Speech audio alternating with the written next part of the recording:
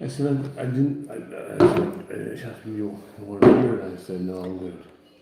Hello, folks. Welcome.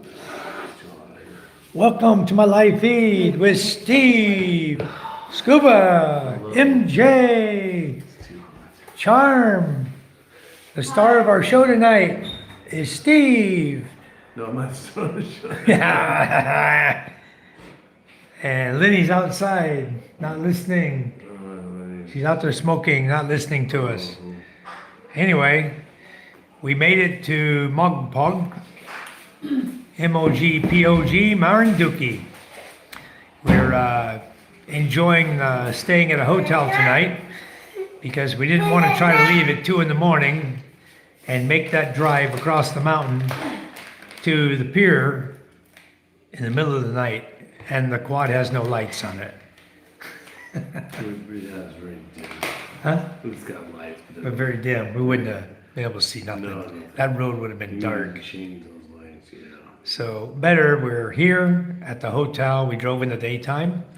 I already posted those videos up. You guys can see us driving today on the quad. I think we drove 43 kilometers on the quad today. And we made it just fine. Good motor running. And his Chariot ran just fine. We made it over here. It was awesome. So now we're just gonna stay at a hotel. We just got done eating out in town. And we're going to spend the night, get up about 4 in the morning. And then we're gonna head to the pier and catch the first ferry we can, which is 6:30 a.m. Hello, welcome to the chat. I see everybody came in, they gave me a like. I got 4 likes already. 38 kilometers. 38. Okay, well, we driven more than that. I think maybe it's 38 or 43 to the pier. Anyway, we made it 35 plus kilometers on the quad. It was a long drive on the quad. Jerry, we're going slowly. And it worked out just fine. We all got here. Hello, Michael Apostle's here in the house. Thanks for coming in. Welcome. We're going to try to go home tomorrow. Everything in the world has tried to stop us from going home. Typhoon after typhoon. And we'll get there tomorrow. We're going to be on the ferry first thing in the morning going to Lucena. And hopefully they won't stop the ferry because they got that big typhoon blowing in. It's supposed to come in really fast. But the way I look at it is we're going to end up landing in Masbate Saturday morning at 6 a.m. And if you look out at where the storm is at 8 a.m., it's not even close yet. So we should have no issues going home now. And then Charm and I are going to, once we reach Masbate City, we'll do some grocery shopping. I might even make a video of that. It seems like people want to see what it's like to grocery shop in the province or in the Philippines. They want to know what the groceries is all about, how much it costs, things like that. So I'll probably do a video about grocery shopping again. I've just got to be careful who gets in my video, so I don't have to blur people out. I'm not one of those guys that likes to go in and edit. I don't play the edit game, so let's just try to make a good video. Make sure people know we're going to be on YouTube. And if they want to be on it, fine. If not, I'll blur them out, Anyway, today, folks, we're having apple. San Mig light apple. San Mig apple, but it's like a light beer. San Miguel only. San Mig apple. Yeah, apple flavor. Apple, it's like 3%. It's what I used to drink down in Walking Street. Yeah, it's only 3% alcohol by volume. So I wouldn't get drunk. Just tastes good. Thank you, Scuba. Your hair is better now, he says. Hello, Simon. How are you? We're, oh, are you going to peel that back and put it in water? We picked the, hello, Carolyn. How are you? Carlin's in the house. Lynn is the girlfriend of Ray. She says you look younger now, Poe. Thank you. I got my hair done. Back to my natural color, brown. Still got the gray in it. You still see the gray in it, but it's brown and gray now, like it was. Not this red and gray. My goodness. Charm pulled a good one on me on that one. But it wasn't Charm to put the red on. I didn't think that color was going to be, was going to do that to me. Hello, Prepper. How are you? Simon says hi to Lynn. Prepper.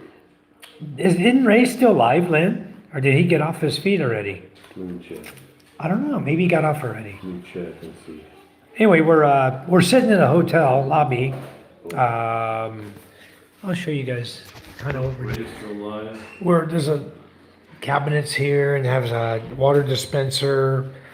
They don't give free coffee, but they do have coffee cups and hot No, water. got everything. So we bought our own. Thank you, Prepper. Thank you very much. I think my hair looks a lot nicer too. I really didn't like that red color, and I'm glad she got rid of that and got me back to brown again. Because, you know, the only people you see with red on in this country are those with their hand hanging down low, you know, saying it's more fun in the Philippines. And while it is more fun in the Philippines, and I tend to agree with them about that, it's just the way they say it that makes it pretty disgusting, you know? So, anyway, today we rode the quad, guys. I posted up the videos on that. You can watch it if you want. The box? We rode the quad 38 kilometers is what Steve just told me. Total distance was 38 kilometers. And what we did, we took it over to the pier at Mogpog, the Balacanan Pier, right? Did I say that right? Yeah, I think so. Balacanan. That's good enough for me, man. Balacanan Port, where they have the ferry that goes to Lucena from Marinduque. And I dropped the quad there, right by the security, told them we'll be back first thing in the morning to get our tickets. We had agreement. Ray, I will never go to his live stream. When he's done, I will play his live. That's a good agreement, I guess. You got to hear him talking about his wangadangle, you know, pulling his pants down and stuff, and you can wait till you see the live afterwards. Oh, man. But anyway, I guess he was celebrating some birthdays today. He had this, wasn't it? It was John Platt. Jap, 1967. He was supposed to have a birthday today, and Ray was supposed to shout out and celebrate his birthday for him today with the live feed. Unless Ray forgot about it, I don't know. I didn't catch it. I've been driving and busy, and we went and ate lunch when we got here. We were tired, driving so much, but we went and ate something, got something to eat, laid down, took a little nap, then got up hungry and went out to eat dinner and just got back. What the hell, I'll go ahead and go live, tell you guys how my day's been, see how your day's been. Oh, fell. Beer abuse. Too soon. Where's Too soon. your towel? your towel? Take the towel. Let's see. Get that floor mat right there, on the floor right there. Grab that. Put it right here on that table, right there. Hold on. Right there. Hold on. Beer abuse. Anyway, he nailed the table, huh? Well, that's a good agreement, Lynn. That's really a good agreement, I guess. I don't know why he wouldn't want you in his live feed. From what he told us yesterday, you're moving in with him. He said you're going to be there permanent. So I guess that's a better thing. That's something you can enjoy. You guys get to spend some quality time together. That's going to be really nice. Over here, let you get this one over here too. All right, good enough. All right, let's drink and have fun. So that'll be a real good thing. You get to go stay with him, and you guys can learn to be close together again. That's going to be wonderful. So I got some. I wanted to continue with the thing I had started the other night, guys. I started with tricycles or jeepneys. I started with jeepneys and how you can tell which jeepney to catch depending on where you're going, blah, blah, blah. So I put that into a live feed, and then I wanted to go on and talk about buses And then from buses, or UV Express vans and buses, and then airplanes in the Philippines. But the first thing I wanted to cover was jeepneys because everybody wants to come in here and go into Manila and bounce around Manila, Makati, BGC, riding jeepneys and, trying to do the things that locals would do and get themselves lost because they don't know how to read the placards. Hello, Rick. How are you? Good morning from Winter Wonderland. Yeah, he's up in Alberta, Canada. So he says, I love being in a cozy cabin during the snowstorm. Really gets me into the festive mood. Very nice. I don't miss snow a bit, Rick. And if you ever come here to the Philippines, you're not going to miss it one bit either. It doesn't snow here. So that's kind of a wonderful thing, is it doesn't snow in the Philippines. Right. Anyway, what I wanted to talk a little bit on my feet about was just to continue on from the jeepney. We discussed how to ride a jeepney around like that. At 13 Islander, how are you? No, at 13 Islander, I am not going to visit the U.S. anytime soon. It's just not my cup of tea anymore. I left the United States in 2011. And to put it bluntly, I ain't never going back. Rick says, are you used to tropical Christmas? Yes, I think after 14 years, I'm getting a little used to having tropical Christmas. I got my Christmas tree up in my house. I usually keep it out on the front porch until, right before Christmas, until my wife's ready to start loading it up with presents. And then we usually bring it inside. But I think this year we're going to leave it on the front porch because I think the typhoons, after this next big one coming right now, I'm hoping we're done. I think it might be the last one we see this year. So, hello, Kim's May. We're doing fine. How are you doing? Thank you for coming in. Much appreciated. So, I made you a moderator, Islander. I'm just waiting on you to say something so I can see if you turn blue or not and get a wrench behind your name. But, yeah, Rick, I know you had talked the other day, you hadn't had your snowstorm yet, so I guess you're having it now. Kim's May, we're over in Marinduque still, but we're really close to Mogpog, to the port, because tomorrow morning at 6:30 the ferry leaves, and we'll be on it, and we're going to go over to Lucena. We should arrive by 10 a.m., and then we're going to book the ferry going to Masbate, and at 12:30 we'll board that ferry and be on our way at 2 p.m. heading back. 2 p.m. give or take a couple hours. The ferry's always late leaving. Sometimes, depends on when they get finished loading, 4 o'clock, 5 p.m., But they always seem to arrive pretty early, 5:30, 6 in the morning. They just crank up a few more knots and get us there on time. As far as my place goes, no, we don't. The storm went by. We got our boats out of the water. Nothing was affected at all. And the waves did come in pretty strong on the ocean. I did post up a video about that my brother-in-law made. The waves came in pretty strong at high tide and just washed up on the beach almost to my new beach house I built. But there's a cement wall there, so it can't go inside that. So it washed right up to that, just brought us some new sand onto the beach. And then it did not affect the other hole in my other property that we have, but I had instructed the guys to start filling it up with whatever we can find. And it looks like it's going to take me over a year to fill that thing up. Even if I tell all the neighbors to throw all their garbage in there too, it's still going to take a year to fill that hole up. But that's what I intend to tell the neighbor and the barangay captain is tell everybody. If they want to dispose of cans or bottles, to throw it in my hole down there in my property. But yeah, we're safe. We stayed over in Marinduque with Steve and Lenny because the ferry stopped running. There was no ferries running because of the signal level of the wind. And so we kind of got stranded over here, but we really did enjoy our stay with Steve and Lenny. Great time. Hell of a couple, let me tell you. Really good guys. So we had a wonderful time over here. We did a few projects together, got a few things fixed up at his house that he needed to have done. And partied a lot. Drank a lot of mules together, right, Steve?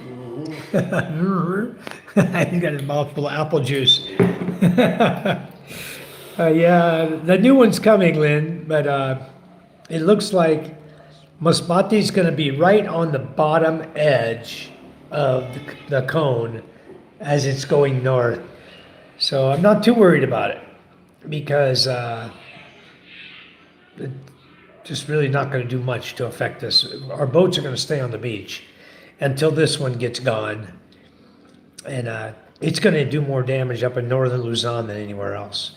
But the cone is not looking good, guys. It's starting off wider than the Tino cone, and then it's going to get really big as it's blasting up through the Philippines.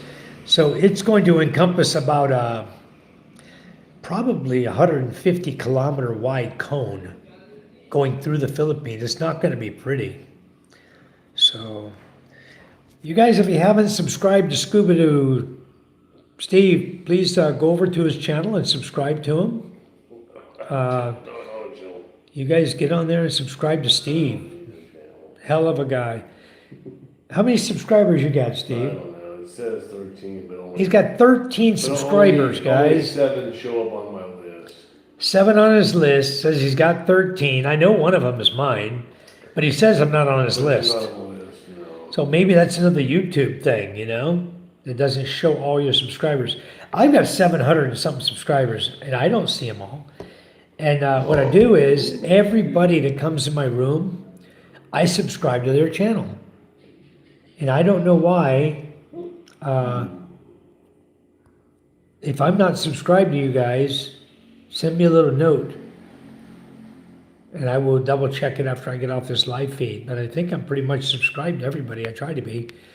I try to even go in, like you guys are in other sites. If you're on somebody's site and I'm a moderator in there, I'll click on everyone's name in that whole list of people that are chatting. I'll click on everybody's name one at a time, go to their channel and subscribe to them. Good channel. Give them subscription, help everybody out. Subscribe to CEO. Already. Yeah, Lynn says, I'm done, Subspo. Yeah.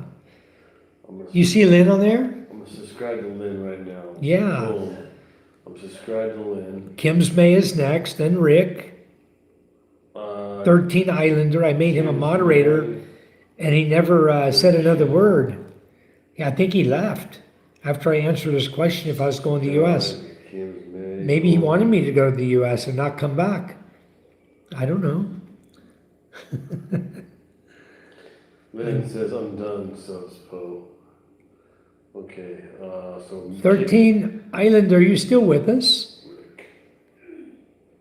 Good channel. Let's see if he says anyway. Subscribe to Rick. Rick does not have... Yeah, you know, I think Prepper's gone. Everybody left. Only have 3 people left in here. Rick is one, I believe. Showing 5.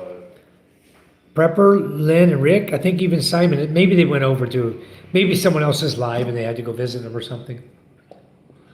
Oh, here's the prepper. Prepper? Prepper.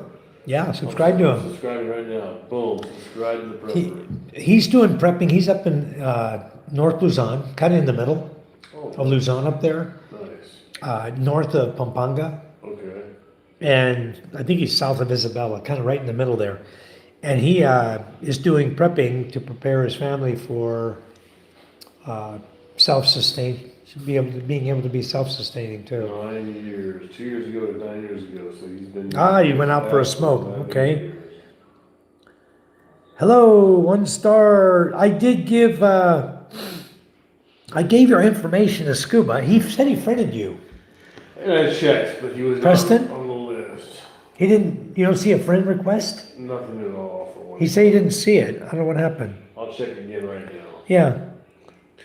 But I didn't see one yesterday. Yeah, he said Friends request. Nothing on the friends. Preston. You don't see Preston on there? No, nothing at all. With the dog? Tell him to shoot another- I look for your name also, shoot another and I don't see you on Facebook. I don't know why. Because we're friends on Messenger, and I don't see you on Facebook for some reason. It's private. Rich, yeah, he says I prepped for sure. Richard G503, welcome to the chat. I don't know why, Richard. I thought I added you as a moderator the last time you were in my chat. I don't know what happened with that. Richard says, when you go to a restaurant there, do you get free refills on drinks? No. No. Except for some places, some places. Water is free. But when it comes to soda, generally you buy a 1.5 liter bottle and you refill your own. Also said, yeah, I saw my page on your friends list yesterday, Michael, so I know I'm there. I know you're here, but I don't know why I can't, I can talk to you, I can chat with you, everything. You can't, they don't let you order unlimited drinks. What they do is they do the unlimited rice. I guess there are some places. Let me take that back. I think if you go to like, what's that pizza restaurant over there? Starts with a S. Shakey's Pizza. I think you can order Unli drinks there, and maybe Kenny Rogers has Unli drinks. But don't quote me on it, because not many places have Unli drinks, guys. I just like these. You just buy them, you know. They don't give you Unli anything with these. This is apple beer. It's only 3% alcohol, because we don't have any mule here, and I don't want to get drunk tonight. We're leaving early in the morning. We're going to get up about, I plan to get up around 4. And about 4:30, 4:45, I want to be on the road heading to the port. It's a 14-minute drive in the Chariot. We'll get there by 5. We've got to get the quad processed, pay to get the quad processed in the pier and then down on the ship. And it's looking like they're going to charge me the fare of a small car, is what I was told. But I'm going to try to talk to like the guy that loads the cars, the charges that we have to pay. I'm going to talk to him, see if he'll give me the same fare as a tricycle, because that quad is not going to take up any more space than a tricycle would. And the tricycle is like 2,300, roughly, almost 2,300 pesos on the ferry from Marinduque over to Lucena. Then from Lucena to Masbate, it's 6,500 pesos for a tricycle, 7,500 for the small car, and then the regular vehicle, like my truck, is 8,900. So unless you got something bigger than that, once you get up into 6 wheels, and then they start charging a little more. So if you have a truck with dualies, so it's a 6-wheel truck, take off 2 of your wheels. You have a 4-wheel truck. They charge you by your wheels. So anyway, ground control to Major Tom. Richard says, wow, you're the first person to make me a moderator. Well, welcome, Richard. I want to make everyone a moderator that comes in my room. And Rick says, Homestead. Yeah, Homestead's good. That's what Prepper's doing, too. Homestead. Basically, guys, when you come here and you want to live in the Philippines, or even if you're in the U.S. or Canada, up there, wherever you're at some point, I feel like we're going to need to be self-sufficient once again. Just like our relatives were, who came to those countries, immigrated to those countries from Europe and everywhere they came from. They came and they learned how to be self-sufficient, live off the land and do their own thing. And at some point, I feel that we're going to be sick and tired of everything. The government's going to try to put us in little cages, put us in lockdown in communities and things like that, so they can control everyone. And I feel like those of us who have learned to take care of ourselves are not going to put up with that, and we're going to be outcast. We're not going to be able to buy or sell or do anything without that digital microchip that they're introducing now in Europe, that they're trying to push, which to me is 666 of the devil, for the devil, by the devil, you know? And now they're pushing really hard. They're going to try to get the digital currency, and they're going to try to get rid of cash. And I don't even know if gold's going to be any good. Who knows, you know? So the bottom line is learn to be self-sufficient without money. And once you figure that out, you'll make it. You'll be fine. Good morning, Scott. How are you? Purpose says, if you depend on anyone, you're still a slave. That's right.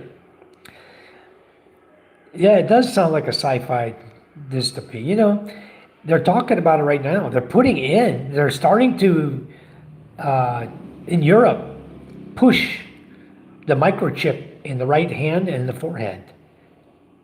Yeah. So you guys, it's coming.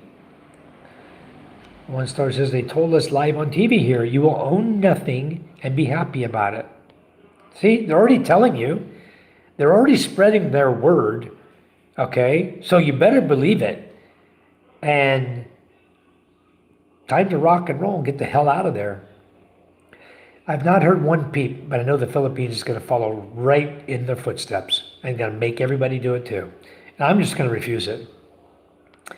And I'm going to have my kids refuse it, my wife refuse it, and we're not going to be able to do anything. We're not going to be able to buy and sell anything. We're not going to be able to do anything. They'll probably take our boats away. Say we can't own a boat, you know? Tell us you can't do this, you can't do that. We'll probably be, you know, in the same boat as everybody else. But at least we're going to be ready to live off the land if we have to go hide out somewhere and make it. We'll learn how to make it. Yeah, they want to return us to a feudal system. It's terrible. They want to make it so that the government controls every aspect of your life.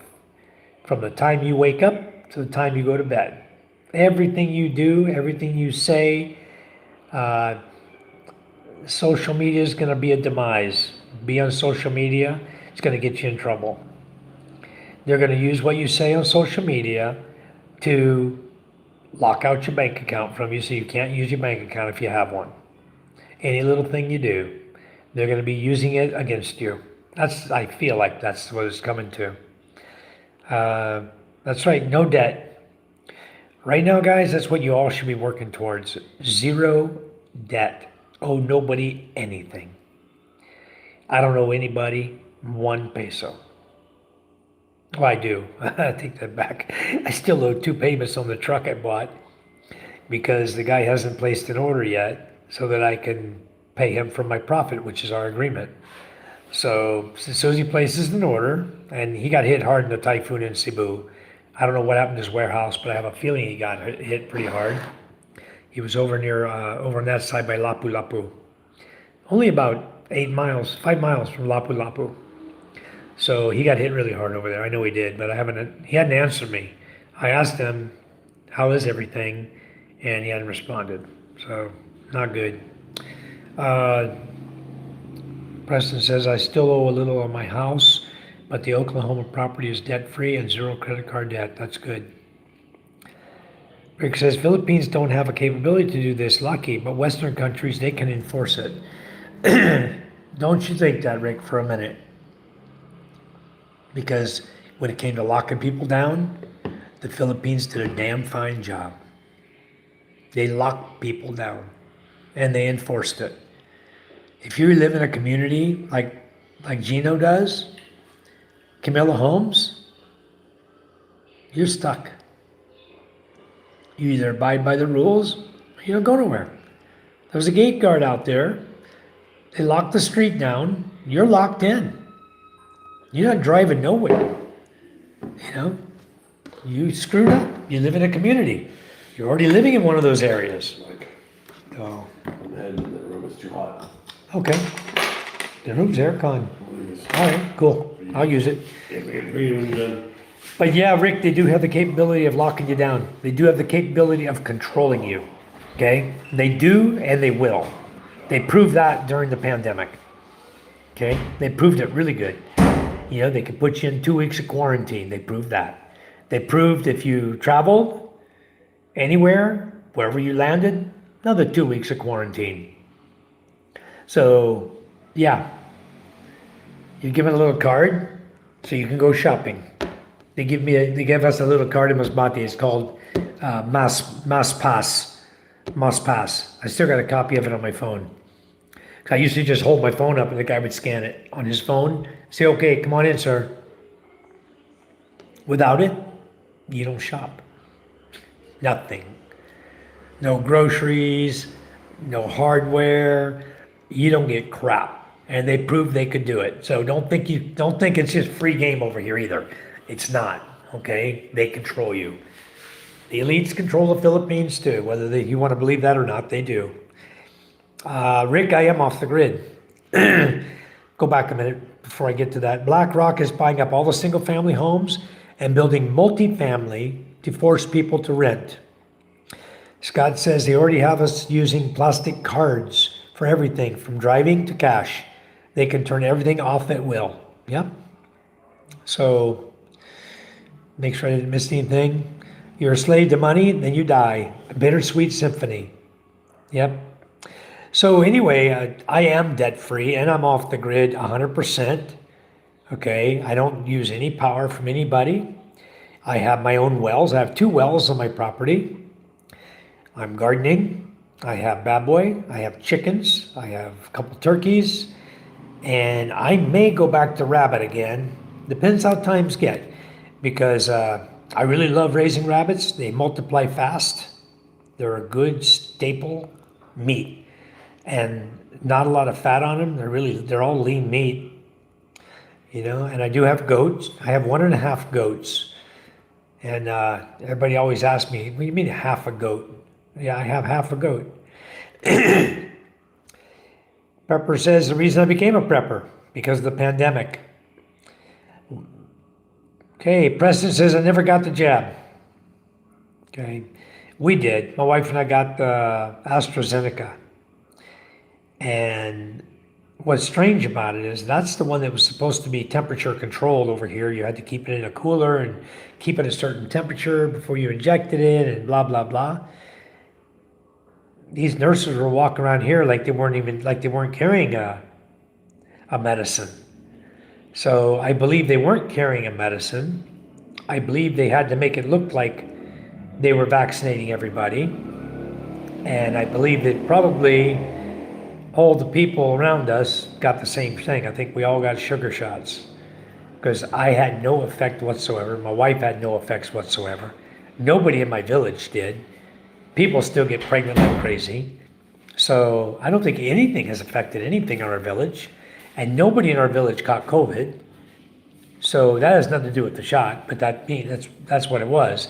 No one in our village caught that disease. None. Nobody got the flu that they could even call that. So everybody did fine where I lived. But we did. We got the AstraZeneca and feel just fine. When they came to me and said, I want to give your daughter a shot, I said, hell no, you're not. You're not touching my girls or my boy. None of them are getting a shot. So none of my kids got it. They were starting to force it all the way down into elementary school, high school and elementary. I said, nope, you're not touching my kids. Even when they they came home with a piece of paper said, oh, we need to deworm your daughter, give her worm medicine. Nope. If I want to give her worm medicine, I'm going to go to the pharmacy and buy it and give it to her, which we did. I want to know what my kids are getting. I don't want to sit somebody in a school going, I'm giving your daughter worm medicine and shoot a freaking microchip into her body. You know what I mean? So I'm not letting them do anything. I'm not touching my kids. Rabbit's good, fast, easy food. Yep. I had like 35 rabbits at one time. I only had like 10 chickens. I had like 10 ducks, 10 chickens, 1 rooster, and about 35 rabbits. I was really into the rabbits. And then nobody wants to eat rabbit. What I used to do is I used to make adobo rabbit. I would shred the rabbit meat, cook it well, and shred it, and adobo the meat. And then I put it in tacos. Oh man, they love my tacos. Yeah, I think that's what we got, Rick. Placebo shots. Because it sure as hell wasn't the anti-vaccine medication. Because, like I said, we didn't have anything.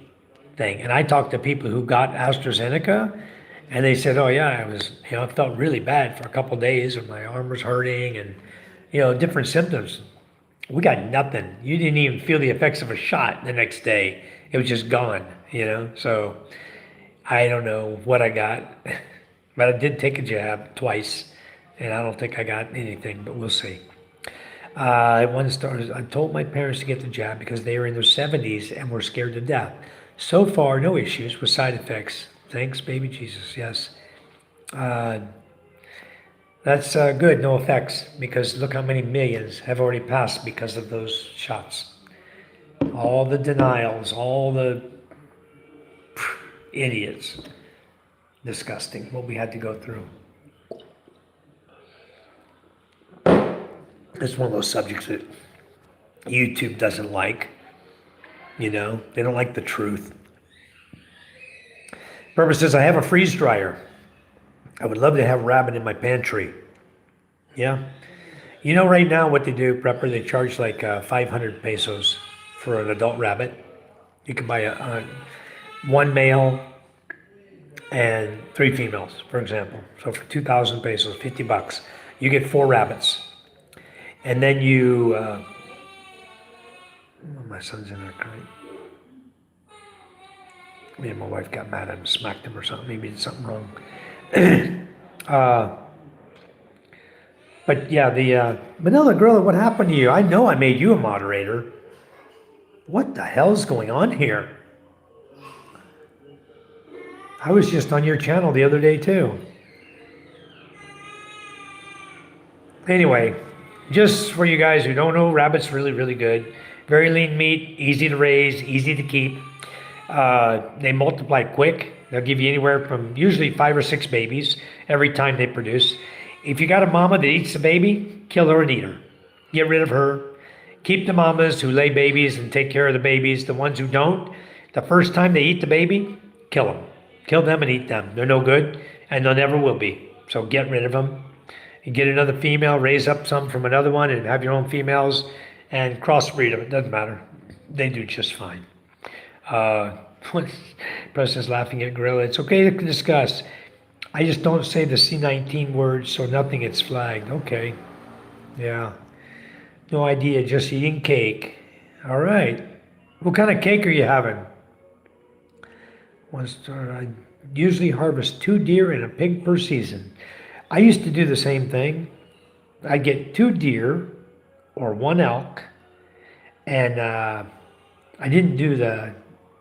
wasn't shooting any pigs, but there were plenty around down south. I was doing a lot of my hunting up north in Oregon area, Northern California, and some of Southern California. If I didn't go elk hunting, I'd take 2 deer out of Southern California, and they weren't that big. They were good enough, give me plenty of meat. Usually made a lot of jerky, and then made a lot of hamburger meat. What I do is I just grind up the deer meat with bacon. I get bacon ends and pieces. I throw a couple handfuls of deer meat in and a handful of bacon ends and pieces. Just grind it all together and make big, like, packages, two pound packages of hamburger meat is what I do. And I'd fill my freezer up. Had enough to last me all year like that. Elk is on my bucket list. Some of the best meat out there, that's for sure. Girl, I missed your comment there about you're eating coconut cream and it's all mine. You know, guys, I want to tell you about an ice cream I had over here. And I don't know if you guys have had it yet. I was over in Legazpi in Daraga area. And we went quad riding. And we were visiting this ruins over there. They had a ruins over there we were visiting. And we went to this one little restaurant. And it said, Silly pepper ice cream. I went, that sounds interesting. So I ordered to have different levels of heat, right? So I said, silly pepper. You know, I eat silly peppers all the time. Give me the medium one. I'll start with the medium one. I'll try it. So I got a little cup of medium, green colored, silly pepper ice cream. It was actually really good. So I'm sure that coconut cream is pretty good too. I should start making my own ice cream. I was talking to someone the other day. I think I was talking to Doug The Colonel's Chronicles, I was talking to him, he was talking about buying an ice cream maker. Just 2 days ago, we are talking about that. So maybe I need to do that. Uh, Preston, the last elk I shot up in Oregon, I couldn't find a bullet hole anywhere. I think he died of fright and laid down and died. Either that or I shot him right up his bum hole because he had just turned his back like this to me and started to go up a hill. And I was in a rush. I don't want to let him go. He was totally opposite of where I should be shooting him. And I think I shot him up his bum hole. And I think he just fell over dead. I couldn't find a bullet hole anywhere. I'm not joking, guys. There wasn't a bullet hole in this guy. No entry wound, no exit wound. I think I missed. I don't know. But he fell down dead. So, good enough for me. Break out the razor blade, the razor knife. Let's go to town. Let's get our elk meat, Man, I came out of there. I had a lot of meat on that guy. Big old elk. Yep. Prepper says in Montana, I would get 2 licensed deer and a bit more we never talk about. That's right. You got to fill your freezer up. Colonel's in here. I knew you and I were talking about that ice cream. Is that what got you coming in? And Prepper says, I learned to like corn. I crema. I don't know if I've eaten that. I think I have. They take the cream corn. They do it at my house. They do something with the corn and evap milk or something, or condensada, and they make a corn dish. Anyway, Preston says, yeah, I harvest the pig to do a 50% blend. Yep. Adds the fat needed and to make buck sticks. Jerky, exactly. Yep. I love it. Brownout and Ilo, Colonel. Oh my goodness. I don't know if you got a generator. Do you have a generator, Doug? I don't remember you mentioning a gen set that you have now. I don't think you have one now, do you? Michael Apostle says, I like ube dirty ice cream. It's a little expensive here, but my favorite. You can buy the ube clean ice cream. You can buy the ube ice cream. It's really, really good. The same one they put in at Chowking. They put in the Halo. They always put 2 small scoops of ube ice cream in there. I love it too. Good stuff. Yeah, I harvested an elk with fear. Yeah, I must have been fearful of something. I swear there was no bullet hole, guys. I'm not even joking with you. I couldn't find one. And I was using a 7mm rum mag, okay? And if I hit him with a 7mm rum mag, I'm going to see a hole. And there wasn't a hole. So, but he was dead. He wasn't breathing, that's for sure. It didn't take me long to gut him out either. Purple says, my gens run on gas, LPG. Okay. That's a good way to set it up, I guess. I've got a diesel one. But you guys that know me know that I sell diesel, gasoline, and gasol. I have all 3. So in a worst case scenario, I can set up my generator to run on a gasol. But right now I'm currently using diesel. One of my first purchases will be a generator when I get there. Yeah, that's a great idea, guys, because before you ever build a house here, before you do any kind of construction or do anything, very first thing you should do is buy a generator. That should be the very first tool you buy, should be a generator, because you're going to use it. You're going to use it extensively. Okay, if you're doing steel framing on your house, you're going to use it to run your welder. You're going to use it for your power tools, to charge your power tools, to run your drills, to drive the tech screws down through the steel, or, a lot of things you're going to do with a generator. So I highly recommend, and you only have to get like a 3,000 watt generator or 3,500 watt generator. That's plenty of power for emergency or for use for building a house. That's plenty of power. I've got a 5 kVA I had two of them. I've got two 5 kVA generators, and I've got one hooked up to a 25 horsepower Chinese water-cooled engine. It's a 25 horse Qinggong or whatever the hell they call it. And the fuel tank's already cracked all to hell. No good. Pulled it off. I'm using a plastic 10-liter container now for fuel. I just recently changed from a 4-inch pulley on the generator down to a 3-inch pulley. And now I'm running just above an idle. So I'm using as little fuel as possible. And I'm still cranking out 230 volts. And someone asked me about the frequency the other day. I haven't been home to try it, to measure it with my multimeter. I have a multimeter that will measure frequency, and I haven't done it yet. So, but it runs everything in my house just fine. So I'm not so worried if it's 58 or even if it's 50. You know, somewhere 50 or 60, seems like everything that we buy nowadays comes from China, and it says 220 volt AC 50/60 hertz. So it doesn't matter if my generator's putting out 50, 52, 58, 59, 60. It doesn't matter because it still runs a power tool, you know. I use voltage regulators on my house when I run my generator, even all my refs, freezers, everything. They're on voltage regulators. And I usually even leave it on, the voltage regulator on, when I'm on my solar, which is way. You know, it maintains 230 volts plus or minus 0.2, you know, or 0.02 or whatever. It's very clean power. But I still leave the voltage regulator hooked up because when I run, I don't want to go and have to reconnect everything when I run my generator. So I just leave it come on. It runs on voltage regulator. Everything I have in my house is connected to voltage regulator. The TVs, the gaming, the inverter aircon, the inverter refrigerator, the 3 inverter freezers, they're all hooked up to voltage regulators. Very important to have that, especially if you're running a generator, guys. Steve says, I'm going to send you a message on Messenger, Preston. Okay. He said he sent it already. See if you got it.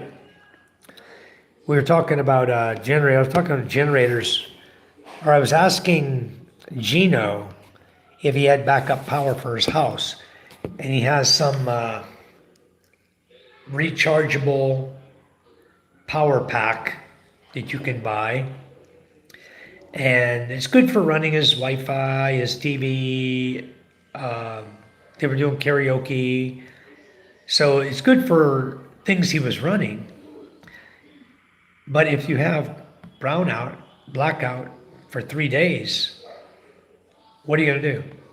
How are you going to recharge it? He doesn't have solar. He doesn't have a generator. It's going to go dead. Then your phone's dead too. There goes your phone, your TV, your live feed, your karaoke, everything gone. If you got no backup, you got no wind power. He has no wind power, no solar, and no generator. But he has this little blue, whatever he called it, box that's rechargeable. The good thing with Gino is he didn't lose power, guys. He was very lucky. You see Doug over there right now? He's in brownout. So Calibo up there, or Rockland, up there where James is, they lost power. James doesn't have a generator. James doesn't have solar power either.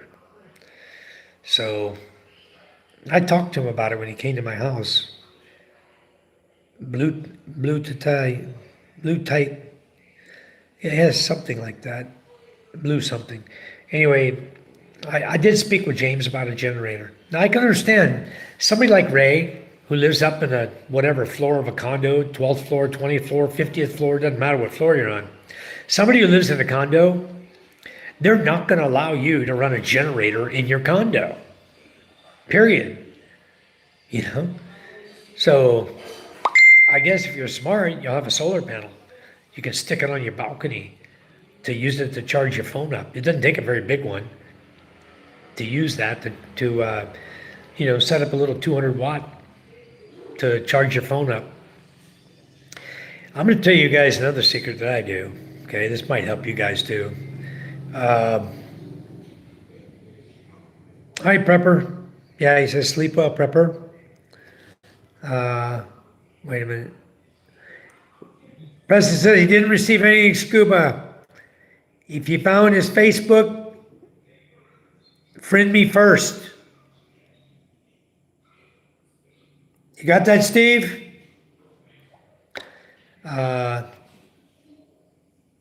He said it was sent to your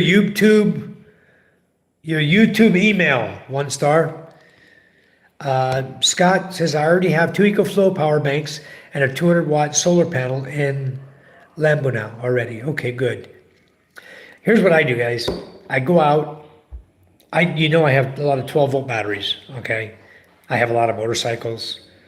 And you have motorcycle batteries, I have many 12-volt batteries, okay? I've had many over the years.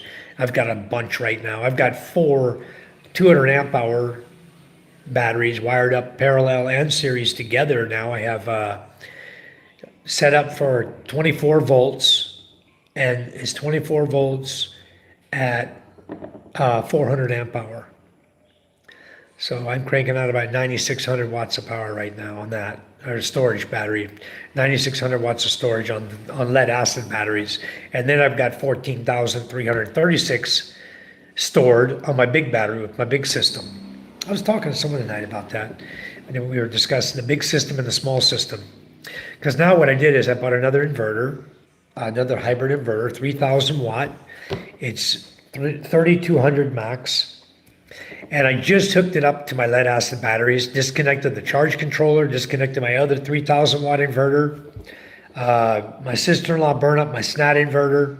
So she's the one who bought me the hybrid inverter. She paid for it because she burnt my other one up. So now it's installed on my system. And I don't even know how many solar panels I got to go into that because I wasn't home, the guy who did it. But I have a lot of panels laying around right now, 300 watt panels. I'm going to put up and throw all of them on there. And eventually I'm just going to pull all that out. I want to do 610 watt solar panels. They're on sale right now. They're like 4,300 a panel for 610 watts at IAN Solar, IAN Solar, all over the Philippines. And the Solus 12,000 watt inverter I bought, the same one I bought, it is 78,000 there. And battery, which is 51.2 volt, 280 amp hour, runs 98,000. So when you put that combination together, Steve has the same battery. He has an 8,000 watt inverter with the same battery I have. And at 10 o'clock in the morning, he's got a fully charged battery. And the rest of his house is run all day long from the solar directly. The battery's already full charge, and the solar handles everything. And he's running 16 550 watt panels. So give you an idea, those 550 watt panels run 3,600 each. They're on sale too. 3,600 for 550 watts of power. So it's a good thing. Would my wind generator be worth bringing over? I have my thoughts on wind generators, Scott. And to me, if you got it in a box, bring it. What is it, 100 watt, 200 watt? I mean, it's probably not much bigger than that. Bring it. Could be useful in an emergency.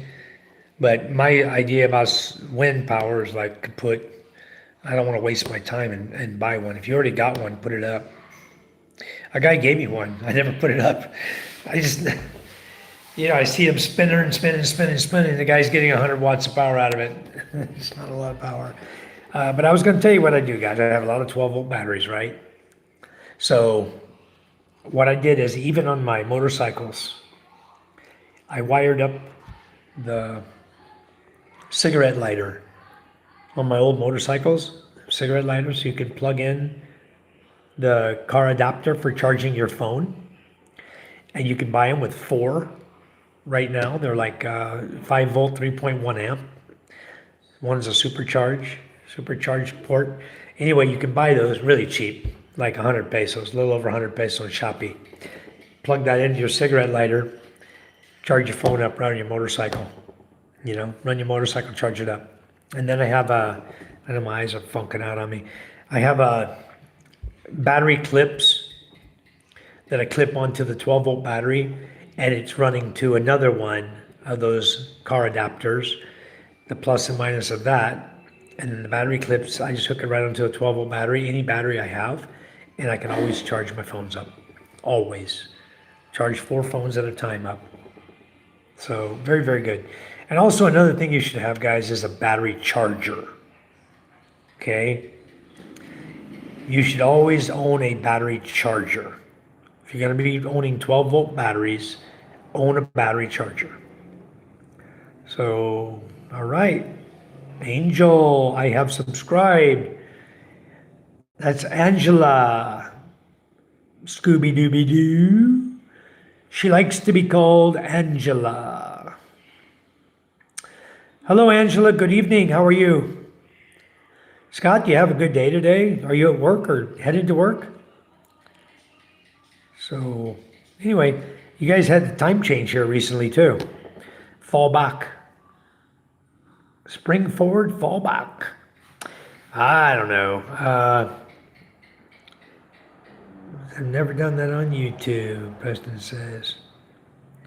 I think you got to look at the comments on YouTube. Because you have like a mail thing on YouTube. So check that out. You'll see his message. Maybe you guys can connect somehow. You know what I find? A stupid little thing YouTube, Facebook has started. Steve, the 12-volt, 24-volt toroidal battery charger. Okay, mine was a digital charger, and I took it in and had a guy convert it to a toroidal battery charger. It's super heavy duty now. You can charge whatever you want on that sucker, and it hums too. You suck that sucker up on 24 volts on your. I have my batteries 24 volt, and they're set up two 200 amp hour batteries together. And boy, when they get low and I throw them on the charger, they make some noise. That's a loud charger, I'll tell you what. But 12 volt / 24 volt charger. I'll try to show you a good one. Don't buy a cheap one, Steve. The little digital chargers, they'll go out in a couple months. They'll burn right out. It's a pain in the ass. No, you don't want that. Scott says 3 to 4 amps at 10 knots wind speed, 6 to 7 amps at 15 knots wind speed, 10 to 13 amps at 20 to 24 knots wind speed. We'll bring it over. It'd be great in a Typhoon, give you extra power for that. I'd have it hooked up to a separate battery and a charge controller. I'd have it all hooked up separate system. I wouldn't put it on any major system of mine. Getting ready to start work, okay. But the little thing there with the phone charger that you buy, the adapter you plug in your cigarette lighter in your car to charge up phones, that is what I use. And if it's sitting like this, you got the little button at the bottom, little silver button, okay? That is your plus, your positive, okay? And the 2 silver arms on either side, you see, that's your ground, that's your negative, guys. So what I do is I just wrap a wire around the negative, twist it tight, and then tape it with electrical tape. And then I make a little loop and twist the positive on, okay? You can even solder it on if you want. They've got that, it's called low temp solder that will solder to anything just about. And it's very low temp. You can almost burn it with a lighter. But I use that with my soldering iron. I have a 100-watt soldering iron I use, and I can heat it up and I can solder right to that electrode, the bottom of the charge controller or charger. Solder your wire on and then tape it over. Preston says, I still don't find it, Steve. I saw you on my Facebook, people you may know. I checked the picture, it was you, and Michael was on your friends list, so I know that was you. Wow. John Snow, H4O, says, unblock me on Grindr. I don't know what you mean by that, John Snow. What do you mean by unblock you on Grindr? John Snow, H4O. I'd like to know what you're talking about. John Snow.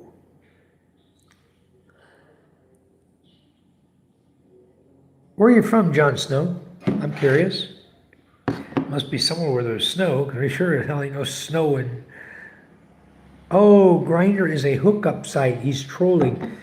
Unblock me on Grinder. Handsome. I'm definitely not that guy you're looking for, dude. Oh, I didn't know that. I never heard of it before. So I would guess he's probably trolling. Where are you from, Jon Snow?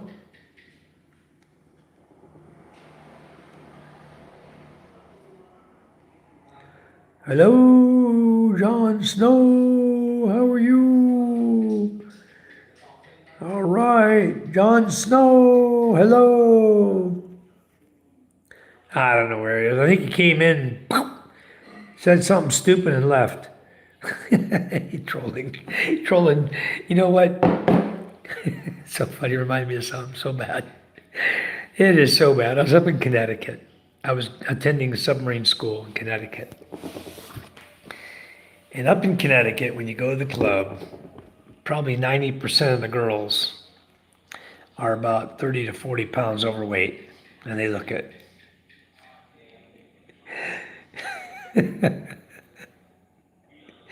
Anyway, one of my buddies went and got an ear of corn.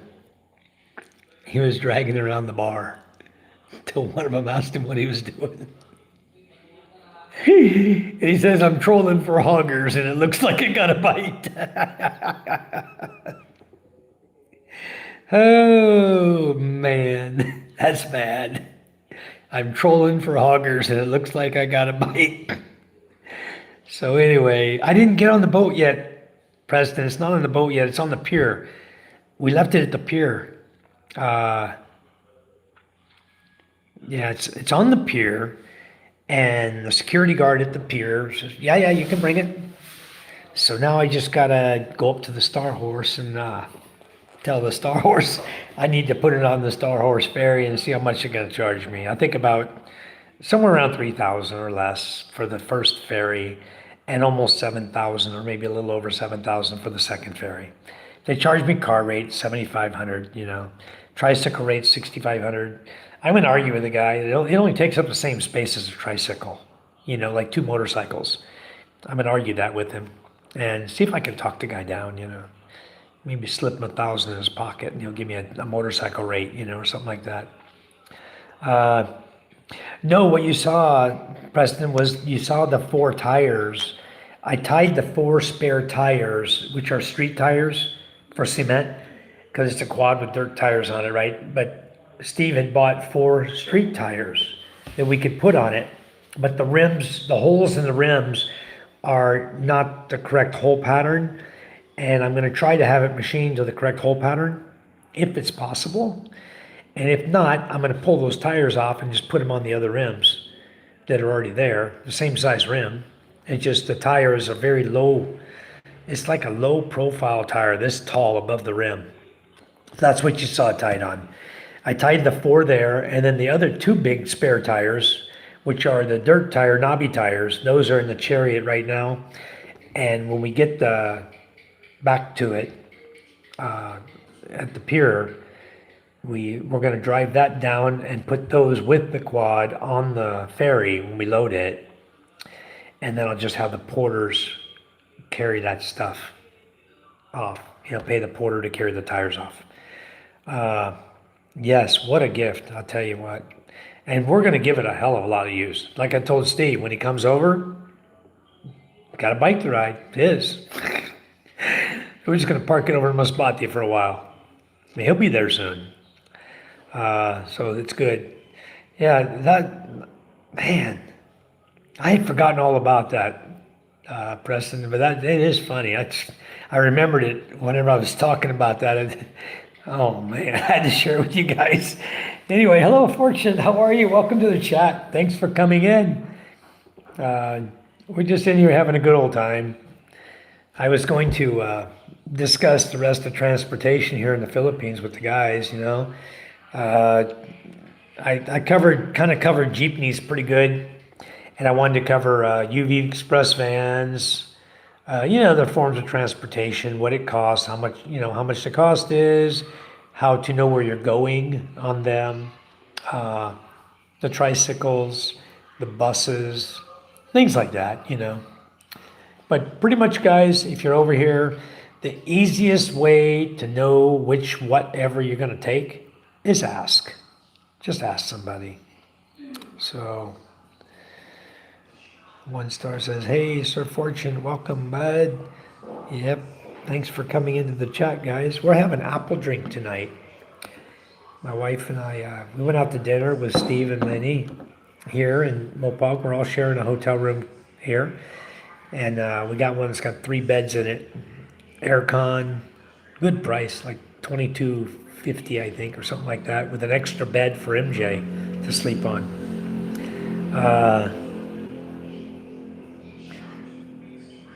Rappa Pip says, hey, watched your video about the reason why you'd rather have your kids live here, not in the U.S., about the rainbow and pronounce.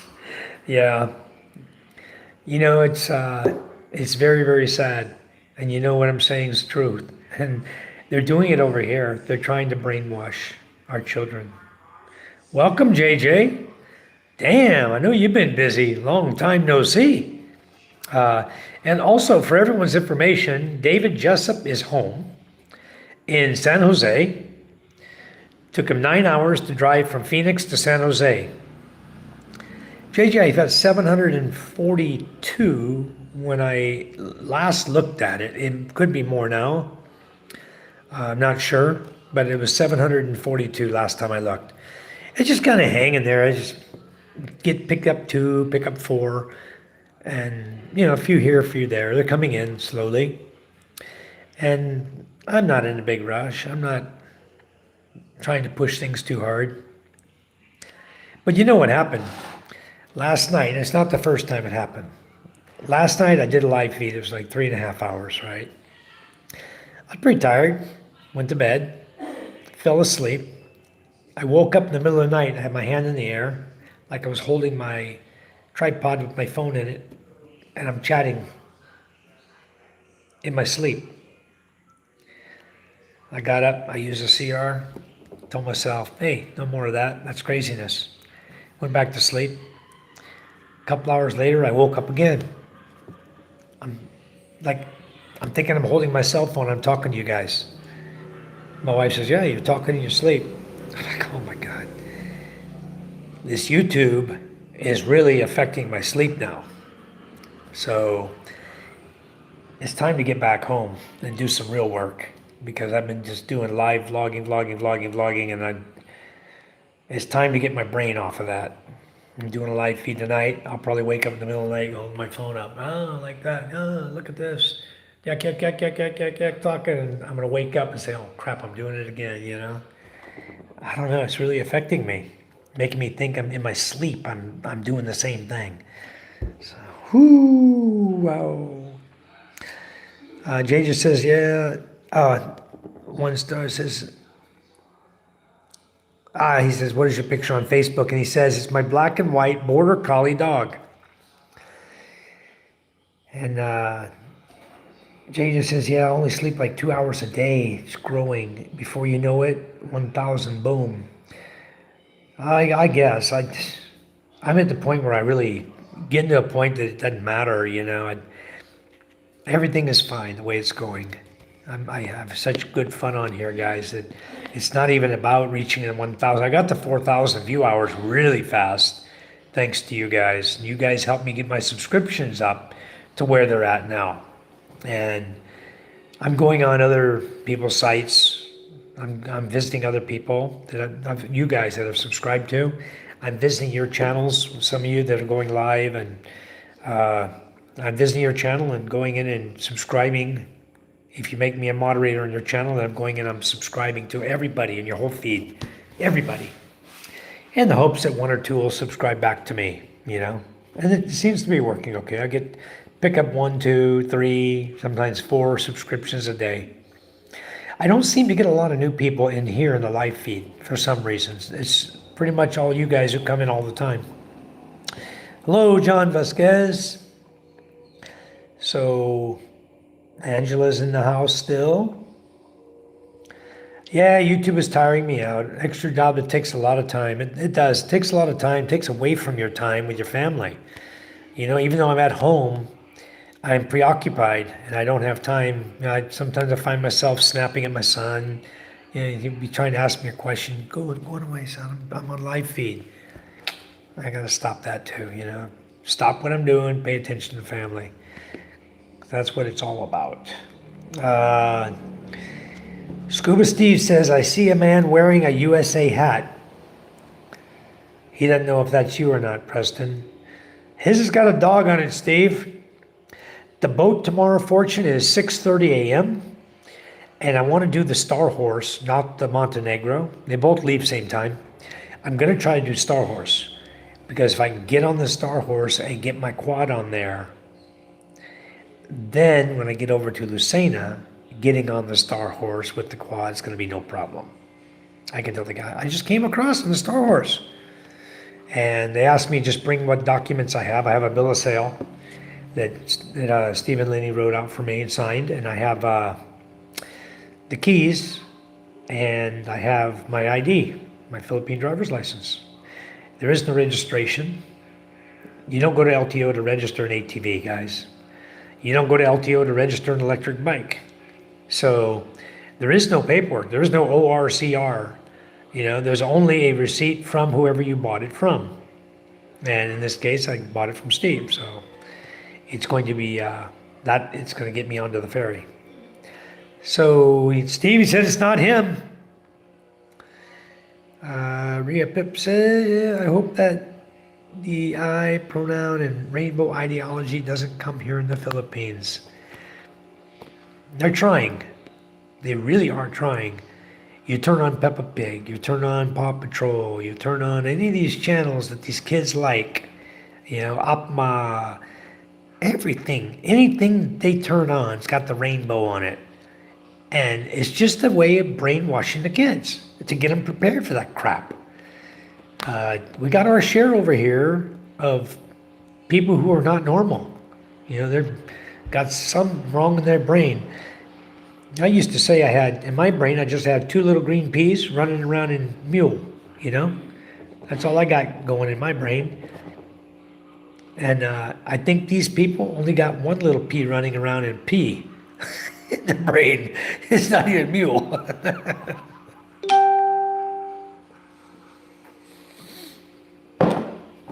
It can't be normal, and think like that. How can anybody be normal and think like that? So Preston says, Ray hit 1,000 on YouTube even after eating red beans and rice off the floor. Yeah, it was pretty damn disgusting. I almost unsubscribed to him. If you're going to get on here and just be gross and disgusting in your life, I don't want to watch it. And so I didn't watch it. I turned it off. He was in there eating crap off the floor. I mean, he walks there all day long. He doesn't take his shoes off. Okay? As far as I know, he's walking around the day. He had shoes on that day. If it wasn't shoes, he was wearing white socks maybe, but he was wearing something on his feet and walking around that floor. And he doesn't have a maid, so I'm sure it's not clean, swept clean, kept clean, real good. At least not clean enough to eat off of. And when he spilt that big hunk of beans on his floor, and then reached down and picked it up and ate it in front of the world, that was really disgusting. That was the first thing on that live feed that I didn't like. The second thing was talking about his little pecker. When you start talking like that, I don't want to watch you. Okay? I'm sorry. You can be the best person in the whole world. But if you start getting nasty on your live feed, I don't need to watch that crap. Fill my brain with that crap too. I got enough in my brain without dealing with that. Fortune says, Mike, release your old viz. I'm getting there. I have 15, just on my phone, I had 1,550 videos. A lot of them are just short, so like a minute long, but some of them are really long. I need to combine them together. And so I only get 4 free 1080 cap cut a month. So I want to wait until I have good videos. I want to put together, like many videos to make a long form video, like when I'm going fishing and things like that. So I'm trying to save those 1080 on CapCut, putting them together. And I'm not one to go in and edit and clip and voice over and do a little jig and dance over top of my feed. I don't know how to do all that. I just make a video and I post it. And so I've got about 1,500 videos. I'm going to start throwing up. I started deleting a lot. I mean, I had a lot of videos on my trip to Poland. I went to Poland. Had a lot of his videos around Krakow, Poland, when I was there visiting for 4 days. And I was going to post them all up. And I don't know, I think I got a couple up, but I finally just deleted them off my phone. It doesn't seem like people are really too much interested in that. But I've been all over the world. I have Thailand. I used to have a lot of videos of Singapore. I still got some, but they're on my laptop at home. And I have probably 3,000 videos on my laptop, old videos from building my house all the way up from 2011, 2012, all the way up to 2019. All that stuff's on the laptop. 2019 to 2025 is pretty much on my phone. So yeah, I got a lot of stuff I can post up, and I'm gonna get to it. I now got like 800 and something videos posted right now. I'm still putting them out. JJ says, Mike, greetings to the family, to all the subs. Welcome all the new subs. Thank you. Michael is great. Take care all. God bless. Have to run again. Okay, JJ. Take care. Next time you come in, give us an idea when you're coming. I know you said you were going to China and that you might stop by here. Give us an idea how that's going. I know you're super busy what you're doing. Fortune says, usually it's the vids that get the subs. The live are those who are already your subs. Okay. I will do that. I will continue posting up. I did some good ones today. If you guys didn't get to watch them, I was riding the quad for 38 kilometers today. And it's a thumb throttle. And on this thumb, if you saw my video when I was doing right here, you see the dark spot right there, that's a blister. I was doing the gardening, trying to prepare some rows for Lenny to plant her talong in. And I was using a small pick with a real thin handle, right? And had my thumb on the handle, and everywhere you hit, it's a rock. If you saw my videos, nothing but rocks out there. I think Steve made a video too.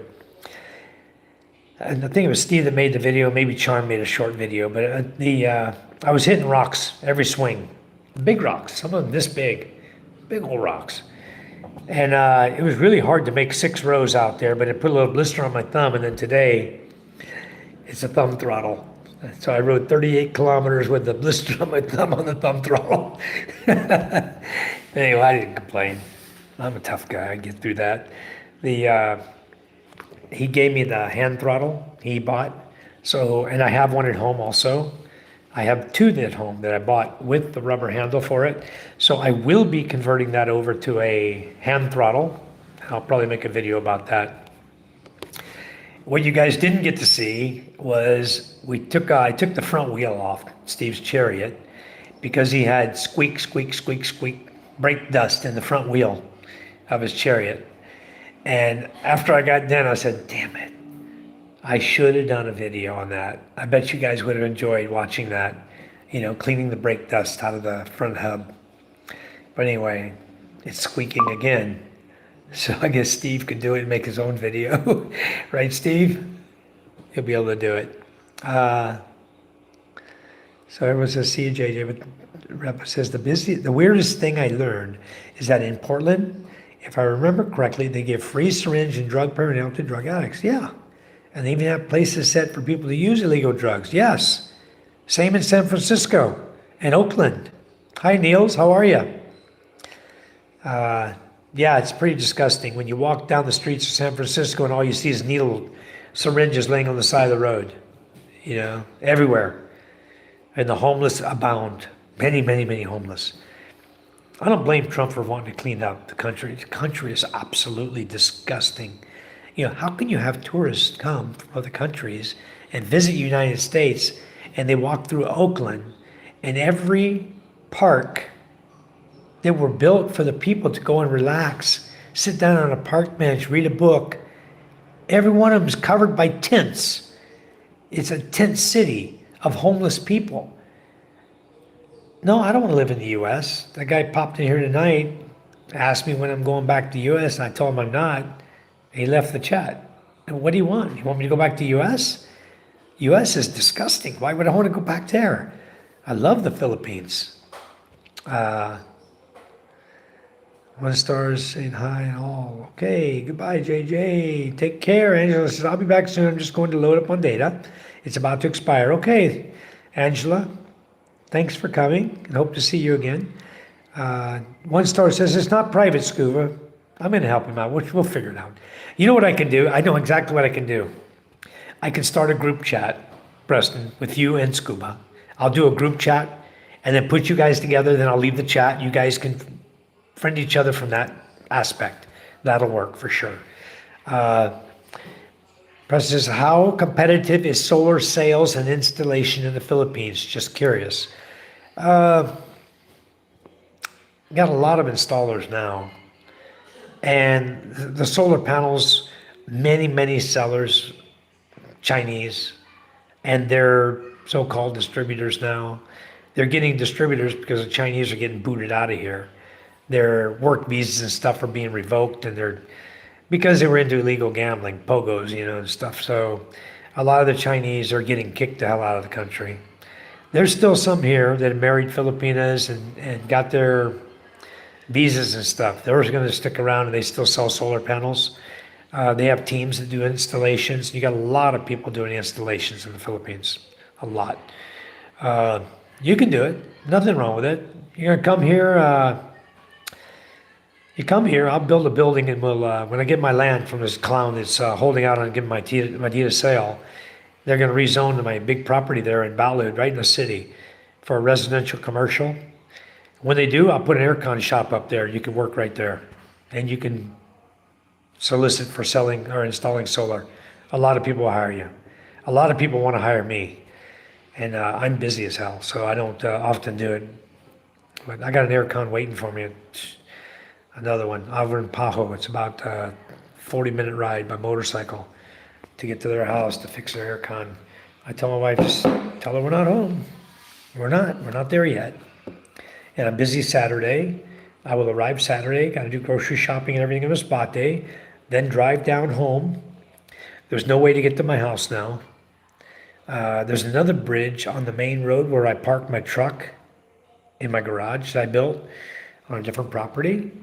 And even that road has a bridge that the last time I crossed it, I've got to drop down about 4 inches.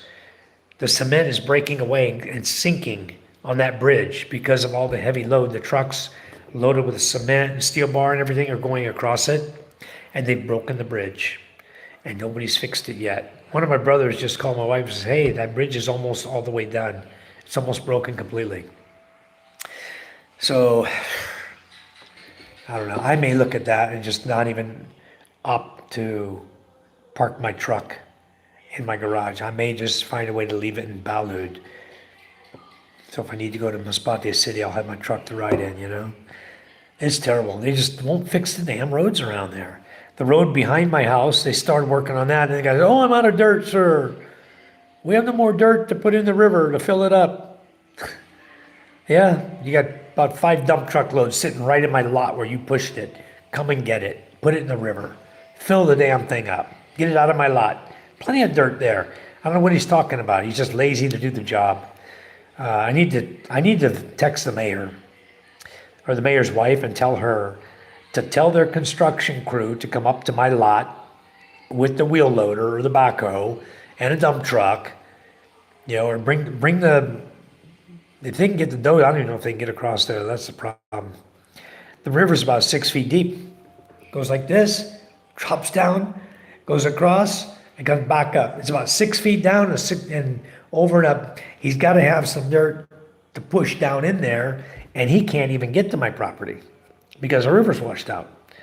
So I don't know what he's going to do. They're in a pickle. They're going to have to bring some dump trucks in. But the problem is that the other rivers are washed out now. Even my chariot got stuck. I think I don't know if I post that video or not, but I will post it. The kids were on their way to Rafaela Resort to go spend the day at Rafaela, have a birthday party there. Same resort that I took James and Karen to.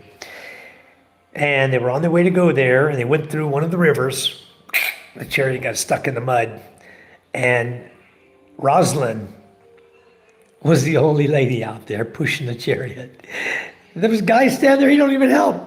My brother-in-law, he don't lift a finger to help. It was Rosalind that was getting behind the chariot and pushing it to get it out of the hole, out of the mud. I got a word or two to talk about my brother-in-law. He's got, I'll talk to him. He's got to start stepping up as a man, because it's ridiculous what this guy does. He went to work in the U.S., he earned some money, came back here, doesn't do a damn thing. Plays chess on his phone all day. Got a wife and a boy, and plays chess on his phone all day. He doesn't do any gardening. He doesn't do anything to help with the bad boy they got. My sister-in-law does it all. He does carry the bucket of ice for her. When they go down to the other barangay to sell ice, he carries the bucket. I give him credit for that. That's about the hardest work out of his day, every day, to carry a bucket of ice. The house stuff would get big views. Yeah, I have so many videos of the house. Many, many, many. So I'll be starting to upload those pretty soon. But now what happened though, the guy took the hard drive out of the computer, out of my laptop. He had to replace the hard drive. He said the hard drive had a problem. He replaced it, he gave me the hard drive. Now the only way to access that hard drive is I got to put it in a case and plug it back in. I use it as an external hard drive and hope that I can pull my photos and videos up off of it. Otherwise, it's all for loss too. All my business was on that laptop. And now it's on my cell phone. Luckily, I can put it on the laptop again, but wow. Tough, tough, tough. Scuba is the one where there are 3 of them in the profile. Yep. Scuba says, someone just sent me a friend request. Well, friend them back, Scuba. Let's find out who it is. Fortunate said that was me, Steve. With the long name. Okay. Preston says, I can't find it anymore, but I think it was you and someone else, not just a solo pick. Okay, yeah, I will, I'm going to connect you guys after I get off the live feed here in just a minute. I need to get to bed too, so I can get up at 4 a.m. But I will definitely be doing that and connecting you guys through Messenger, so you guys can just be on a group together. Okay, Steve says, enjoy all my pictures. What do you got, all about one? No, I'm just joking. He says, yeah, mine too. Of course, it's just all Philippines. Rep Pip says, the one giving the free drug paraphernalia on set places to use illegal drugs is the government. That's right. It's like they encourage it. Of course. Nancy Pelosi. Yep. All of those Democratic government, or Democratic House and Democratic senators are helping their states to do drugs. And they're the ones who want to give health care to illegal immigrants. And they won't open the government until they get their wish. That's why the government's shut down. Because Republicans don't want to give health care to illegals. That's the big part of it. So anyway, all I can say about the government there is, guys, get your act together. It's not you guys, it's not me, it's the government. So they need to get their act together, or they can just go straight to HELL. It's going to happen. So solar and back gen is the way to go. Correct, Michael. Add Starlink, and it's on. That's right. Once you have a Starlink, and you have solar power with a generator backup, and you have your own well, so you have your own water, then you just got to learn how to dispose of your trash. After that, you got it made. Start growing your own garden. Saving money. Fortune loves sports and the best food. Hello, yum yum, yeah. Steve says, hey, KTM. Right on, Michael. Good idea with the group chat. I will do that and take care of you guys. That'll be done then. Solar and HVAC sales, service, and installation. Like you, I can just sit around. So I got to find something to do. Well, what I recommend you do, if you're going to come here with SRV, that's cool. If you're not, don't do it on a tourist visa. If you do it on a tourist visa, I'll help you with that. And don't work. We hire guys to work. You don't need to be the one working. You just need to be the one sitting back, giving instruction, scheduling, things like that. It's going to be very simple to do. Forge says, when I pick up my daughter from university every Friday, we always eat out with her boyfriend. Celebrate the end of the week. That's awesome. And before you know it, they'll be getting married. Of course, you don't know normal couples here. Normal guys and girls here that are dating, they like to go between 5 to 8 years before they get married. But when the foreigner comes in town, the girl wants to get married right away. The first 3 words out of her mouth is, I love you. It's crazy, huh?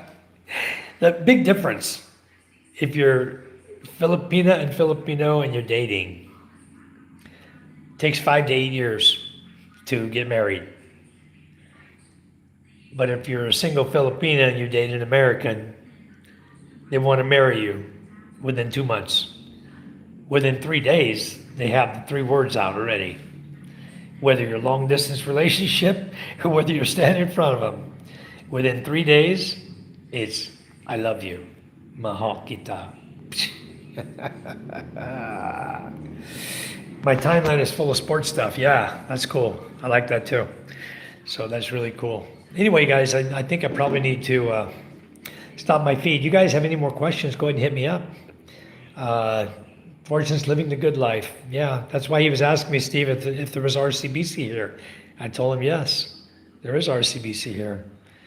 I love you too, Doug. I love all of you in here.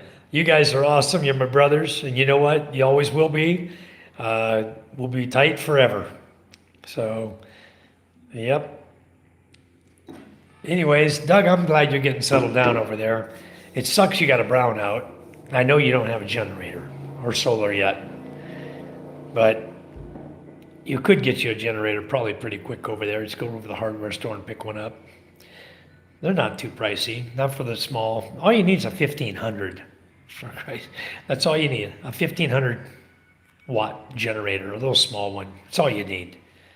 You know, power your refrigerator, keep your food fresh and frozen, keep your battery charged up for your phone, you know, run your TV if you watch TV. I don't. TV's on a lot, but I don't watch TV. But anyway, Steve Esther, my wife sent me a message.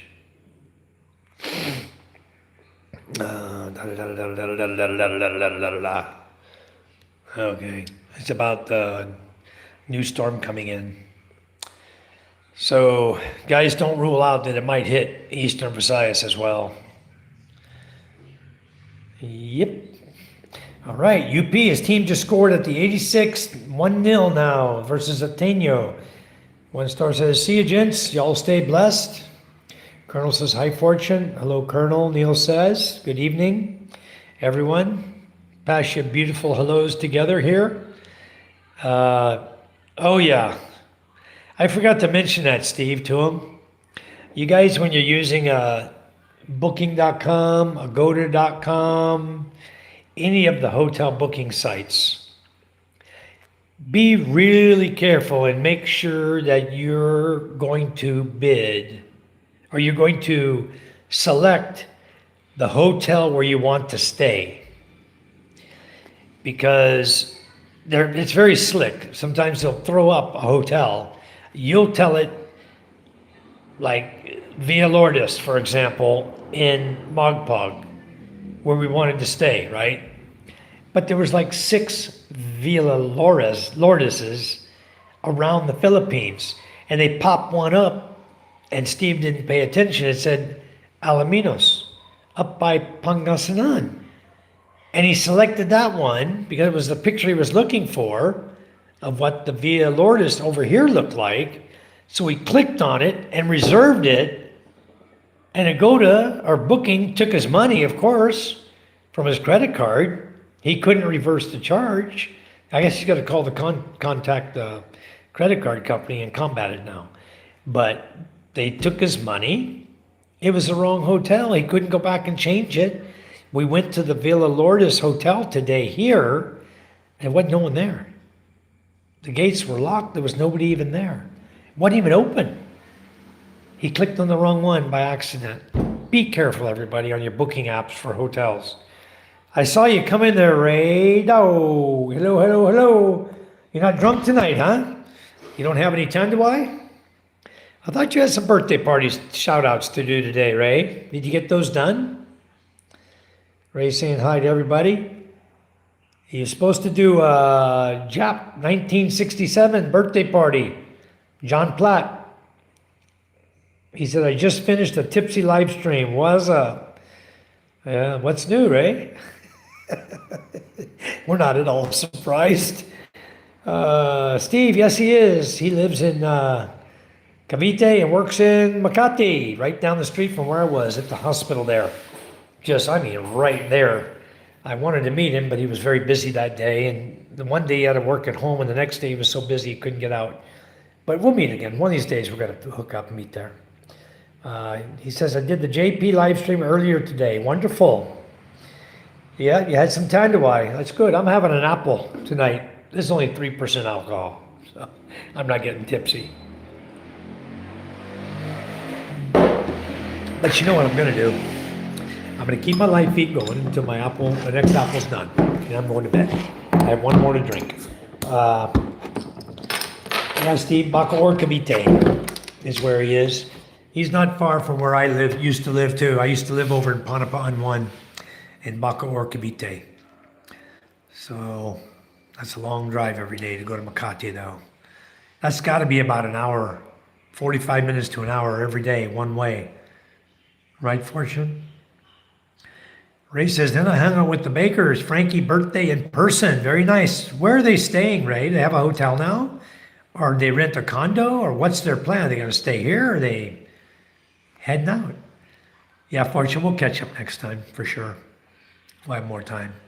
I may have to just pop over to Bacoor, go visit all my buddies over in Las Piñas and Bacoor and Cavite. I've got my house over there, but we didn't go over to it today. This time my brother-in-law met us at the Pitex. I gave him all the documents for the property we bought there, so we could take them over and start the processing, pay the BIR and get that rolling. So that's going to happen. I've only got to pay $54,000 for taxes to the BIR because the house was valued at $900,000. The guy wrote the receipt when we bought it. He wrote it for $900,000. So we're paying $54,000 in taxes on that place. He says, yes, I'm in the old town proper. Okay. So you go down to the SM and turn right, or you keep going towards Emus? Ray said, I helped them find a condo. That's awesome. So Forge says, right, Mike, I usually leave 6:30, get to the office at 7:30. Yeah, it takes about an hour. I know, man, I drove that so much and so tired of Manila. When I left, I didn't realize how tired I was of it until I moved back home to Masbate. And it was like I just lifted this huge weight off my shoulders. All the stress of driving in that traffic every day. And I was running everywhere. I was riding motorcycle because I couldn't get out of my car. You pull your car out on the road there, and Aguinaldo Highway, you pull your car up to the intersection, and you sit there for 20 minutes. Nobody wants to let you on the road. And then when you get on the road, then it's bumper to bumper to bumper to bumper fighting until you get out through the lights, make your left, and get up to the Cavitex. It's like horrible. And I said, man, it's so much easier on your bike. You hop in, you split lanes to the front of the line, go through the light, boom, boom, boom, you're going, you know? And at the time, I didn't have a 400cc. I'm running a 200. I was running a 155 Zongshin for a long time, 2012 to 2018. Then I got the super light and rode that sucker all over town. That was a fun bike to ride, more comfortable. Especially when my trip was going all the way to Bulacan, to Bukawi, north of there, going up to Ramcar. And I was living in Bacoor. And I was going out to General Trias 3 or 4 times a week to Unilever. I was doing testing in a bunch of different corporate places, Gardenia, Unilever Corporation, SP Global. Boy, I had a lot of them down there in Conlebong and south, and then I was going all the way out to Bulacan to Motorlight, Stam 1, Stam 2, for KFC, going up to QC, going to Novaliches, Robisco. Well, I was hitting the corporations, let me tell you. I was doing a lot of work up there. And I'm glad that I don't have to get on a motorcycle and go split lanes anymore. It was tough. You learn how to ride though, guys. I can tell you that for sure. He says, I'm not bragging, but my live stream was lit. Very good. Well, you should have sent him over here. Hey, you hog. You're hanging on to those guys. You should have said, hey, I'm going, shut my live down. Go over and see Mike. He's live now. Yeah, I would have boomed. I got 6 people in my live. Thanks a lot, Ray. I'll remember that. Don't worry.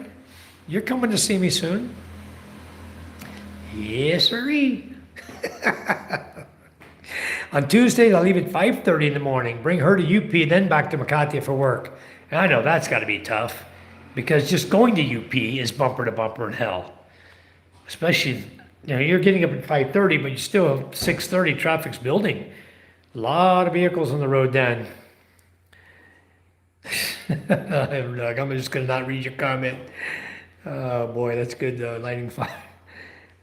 He's laughing so hard. I get up to Manila once a month to visit and get my back cracked. All right, Steve, that's good. Ray said, I didn't know you were live until I finished. Yeah, it's okay. Don't worry. No problem. I'm not so worried about views and live stream people. I'm just here to talk to all my buds. We're having a good time. Every time I come in here, we have a great time. Time flies. Yesterday, I was on here for like 3.5 hours. We were chatting, and never stopped. And then I looked at the time and went, holy crap. Anyway, tonight I'm going to finish this one beer I just opened because I don't want to leave it laying on the table. It's only 3% alcohol and it tastes good. So I'll stay with you guys for a little while longer. 43 viewers, 19 new subscribers. That's really good, Ray. Congratulations. You're over the 1,000 solid. So I guess you got to keep trying to build though, huh? Because if you don't get up to like 12,000 subscribers, 13,000 like that, like James has, you're still not going to make much money, until you get up there, get some big number of subscribers. So keep working hard at it. You'll make it. Me, I'm going to knock it off for a while. I've been dreaming, I've been talking to people. I wake up, I'm holding my hand like this, like my phone's in my hand. And my mouth is blah, blah, blah, blah, blah, blah, blah. I'm like going to become a crazy. So I don't know how much more of this crap I'm going to do. It's just like a pain in my ass. I like to come in and chat with you guys, but I don't want it to screw my brain up either, staring at my phone all day long. It messes me up too. So anyway, he said, I had a good time. The Tanduay helped. Steve's going to get his sciatica taken care of in Manila. That's why he goes there as a chiropractor. I don't know. Do you have a chiropractor or just go to the local massage therapist? Final whistle, 1-0 win by UP. Stayed on top with 7 wins and 1 draw for 22 points. Very awesome fortune. It's really, really good. Do you know a guy named Juico? What's Juico? Hold on a minute. I got to go find his name. I know you know him. I'm willing to bet you know him and his father. Hold on just a second. I'm going to go over real quick and pull it up. Lynn is coming to Masbate. Well, very good, Ray. So are you. Is she coming with you? That'd be awesome. Fortunate, the guy's name is Vincent Juico. Juico. And Vincent is now living in New Zealand, but he has a sports channel page on Facebook. His father, I met his father, I met his whole family. But anyway, I didn't know. Okay, yes, coming with David. Oh, so you guys are all going to fly over in a helicopter together then, I'm guessing. Doug says, do you know a guy named Michael? I know a bunch of those.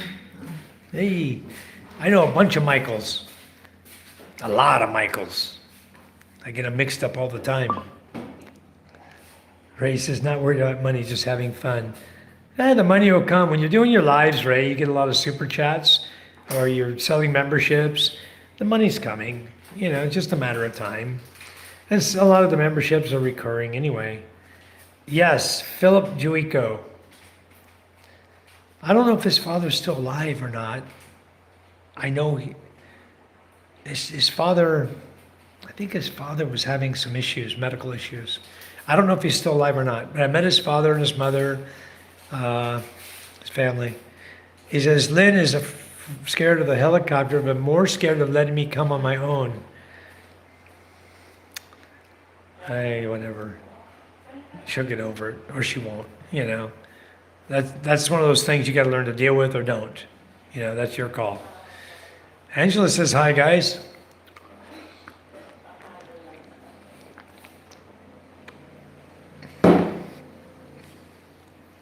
Margie, yes. Yes. Government official, yes. Angela says, I'm back. I just rode a motorcycle. Yeah, that's the family fortune. Margie and Philip Juico, and their son is Vincent. And he's doing he's like a sports broadcasting. He's doing live streams with a lot of figures in his live stream, like a Zoom call, all the time. I'm gonna see if I can connect you with him. He and his wife are now living over, sports official, his father. Yeah. Good evening, Bella's Charlie. How the hell that happened? Why are you not a moderator anymore? What in the hell? Unbelievable. Good evening, Bellas. I got you as a moderator again. I don't know what's going on with YouTube. Yesterday, I had to select my moderators twice. I select it, then they chat, they're still white. Then they chat, and the second time I made them a moderator, then it works and they become a moderator. Fortune says podcast, yes. That's the family, and Vincent Juico is doing his own page now out of New Zealand, and he does sports. That's his passion. And I would like to connect you guys since you're so much into sports as well. And I think that'd be really cool. If you don't mind, I'll connect you guys. Anyway, Angela says, hello, everyone. Are there any single guys in here now? I did talk to PK guys. PK's been extremely busy. Steve says, yes, I got scammed on booking.com. Well, kind of, sort of, Steve. I think maybe we got to look at our booking a little closer next time to make sure we don't select the wrong one. Because they're not going to let us get our money back. So best to make sure we got the right one the first time. I use Agoda too. I've used Agoda, I've used Booking and Trip.com. If you go, there's an app called Hotels, and there's an app for hostels. Okay, so anyway, just so you know, Ray, she likes Angela, not Angel. She likes Angela. She doesn't like Angelita. She said she wants to be called Angela. Steve says, stay on, you're doing good. Oh, thank you, Steve. Well, I'm on my last beer. I still got beer left.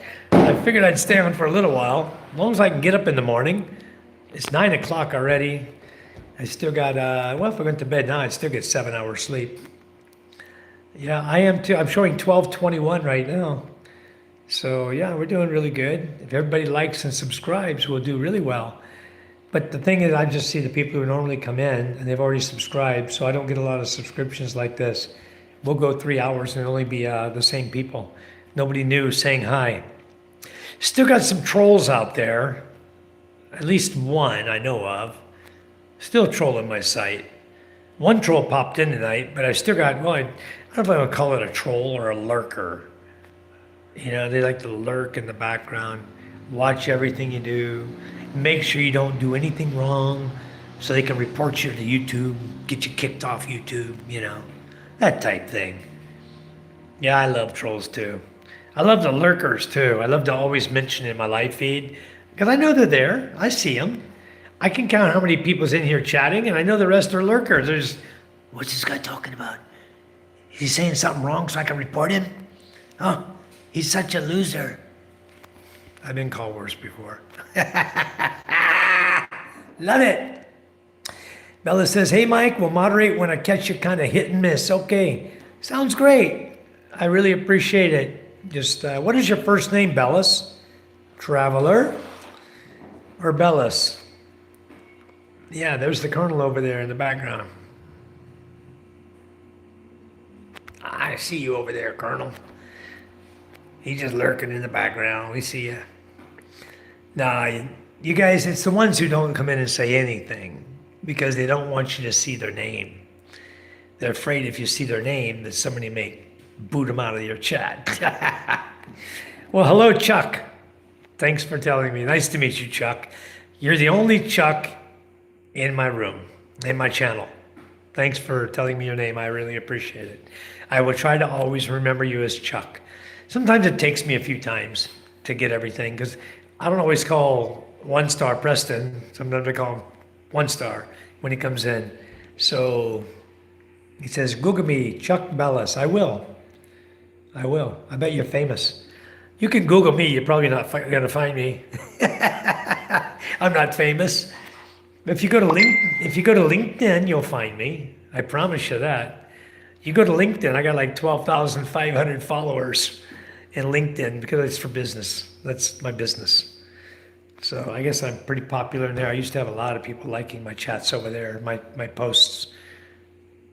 Richard Red Dwarf rocks. All right, Steve, is that a secret code for something I need to look at for Chuck Bellis? Angela says, hey, Ray. Chuck, when I meet you, I want pierogies. Yeah, me too. My daughter sent me a message, guys. Give me a sec. Okay, my daughter says, amazing hacks lifestyle.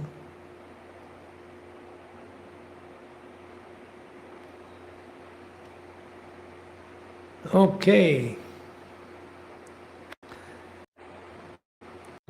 It's raining. Steve, it's raining. Watch out, Ray. Angela's sweet on you, buddy. She gave Lynn a run for her money, too. I hear Angela's pretty good looking and got just as many kids as Lynn. Ray says, I love Ukrainian food. I'll bet you Angela does, too. Pierogies. It's raining. It's raining. It's pouring. We're going to get wet. Stay on, Mike. Stay on for a little while. What's happening, Steve? Stay on for a little while. I'm showing. Where's your beer? I'm showing 22.8. Oh, it was. Yeah, I got it was 22.8. 12 people watching. Now it's 8. Yeah. You know what? That's all right. It's okay. That's okay. But we have to go to bed. We got to get up at 4 in the morning. But you always get like 5 or 6 hours of sleep. I know. I'm good. You can do it on the 4. Bella's Traveler Chuck says, I'll sing you a song or 20. Do me a favor, go in there and Google Chuck Bellis, B-E-L-U-S. Go in there. On your phone right now. Why not here? I can't do it here. I'm on live. I can do it. Go on Google, I can do it please. right here. Do it. I don't gotta go in there. I can do it. You do it right here. Thank you. All right. Steve's going to do it right here, Chuck.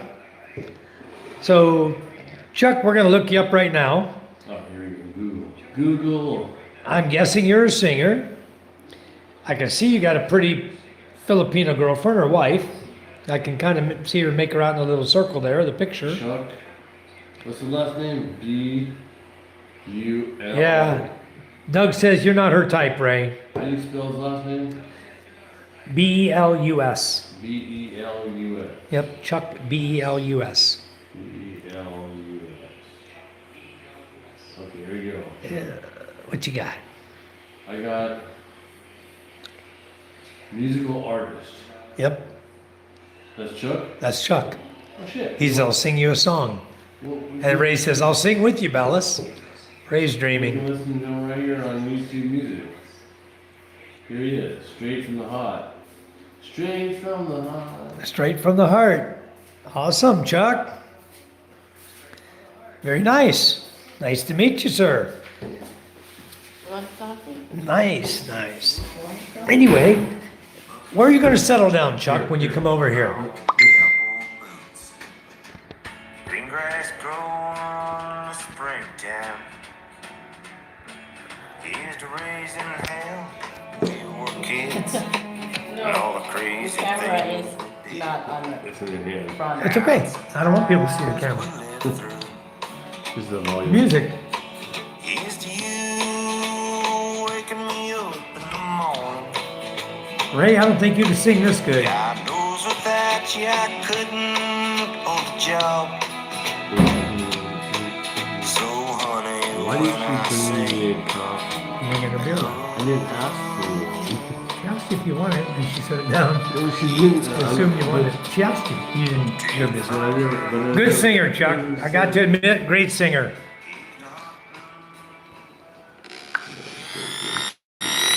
Okay, I'm back up here, guys. Wow, good singer, Ray. I don't think you're gonna sing with him. You got a lot of tone to learn. Colonel says you got the right haircut, Ray. You're just not her type. Because you're all that in a cookie, too. She don't want that. Bella says, wife for 5 years. Sounds like a party. Thanks for the hit, guys. Wow. I'll tell you what, you're a very, very good singer. You can come sing over at my karaoke parties anytime. You'd have a great time. Angela says, I'm a different type.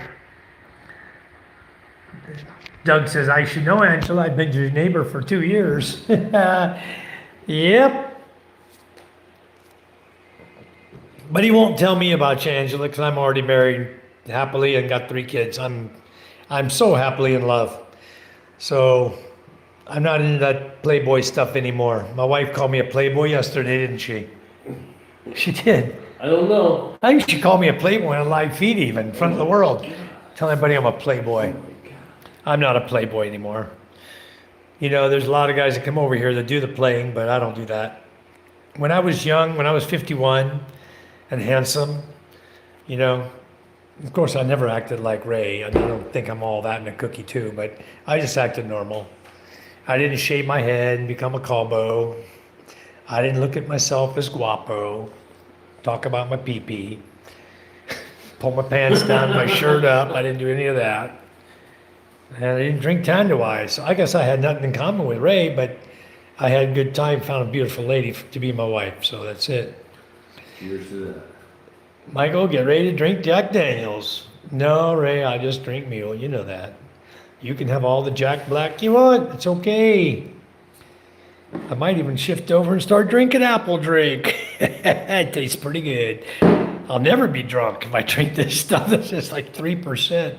This is like a nothing pill That's what I here. drink when I go to Walking Street. I drink that so the Really? girls don't take advantage of me. Okay, I hear ya. You gotta watch out.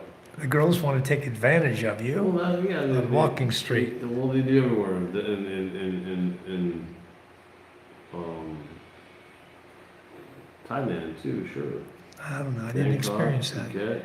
I did not. I had my wife with me the whole time. I didn't have one girl say hi to me. Oh, In Really? Thailand? No, none. wow.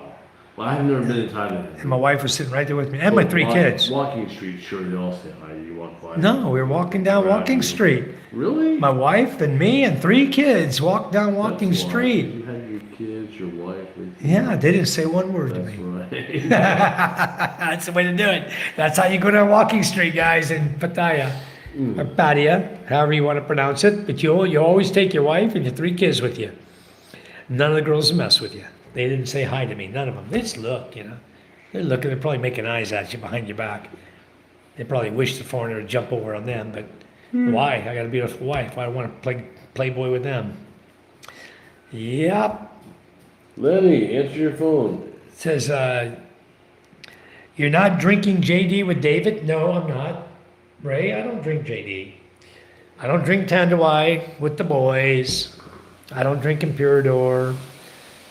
What else are they drinking over there? The gin. I don't drink gin. I just drink Red Horse or Mule. That's it. Mule. I don't get drunk.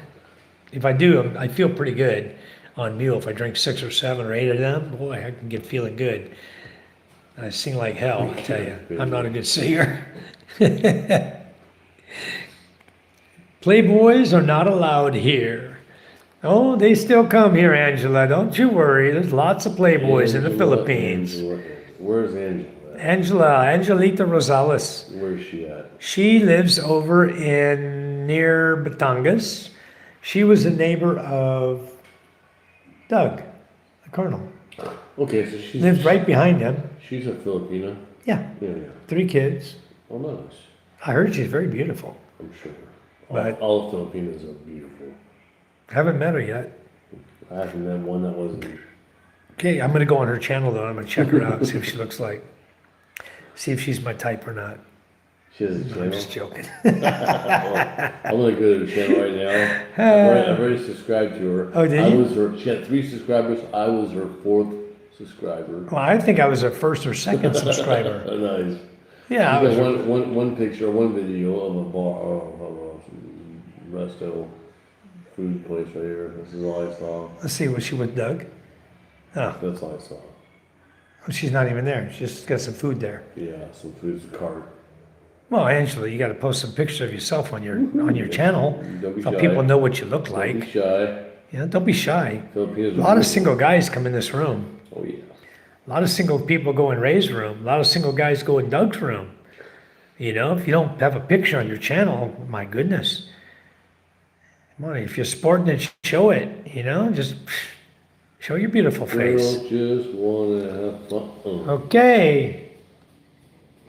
By the way, 5 years, Leyte, proud. Met my wife 2019, married 2 years later, very blessed. Yeah, Chuck, I met my wife in November 18th of 2012, and I married her January 10th of 2013. Then married her again, March 2013 in the church. We got married twice. Married the same woman twice. Sorry, I gotta go. Is that a record? It's too hot in here. I'm getting hot here. He wants me to stay on my life. He wants me to sit out here and sweat while he's in the air-con room. Man. Your son's asleep. I know he's asleep. I don't wake him up. Charm's probably trying to sleep, you know. No, she's on her phone. Oh, is she? She's probably watching my live feed. She's a lurker. She is. She wants to see what the hell's going on with Mike. What's he doing now? Is he being a playboy? No, I'm not. I'm not a playboy anymore. I got you. So anyway, boy, Chuck, you just got nailed hard over there, didn't you? I'm glad you're on our channel. Because Leyte took a beating. Leyte. Leyte. Oh yeah. Samar and Leyte. That was before us. Yeah, it got First, hammered. and then- Yeah, yeah. it came right through there before it Cebu. And now it's going to be another. And boy, did it hit him hard. Yeah, Angela, there's a lot of playboys on here. You know, there's not just, in here we have a lot of normal guys. You know, we're not out to be, you know, pretend like we're all that in a cookie too. There's only a few of us that do that. But the rest of us are just normal guys, you know. Most of us are married, have children, but we know some single guys here and there. So sometimes we, you know, try to connect people. In fact, I think I got like 4 people already I know that are single coming here to the Philippines that are still looking. One had an LDR going on, just recently broke up. And yeah, there's a lot of guys coming here to the Philippines that are looking. And if you're available, then you can let them know. They come to my chat all the time, the single ones.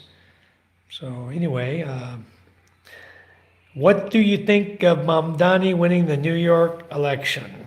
I could give 2 hoots about that clown strapping on his dynamite on his chest and putting his turban on his head. I could give 2 hoots.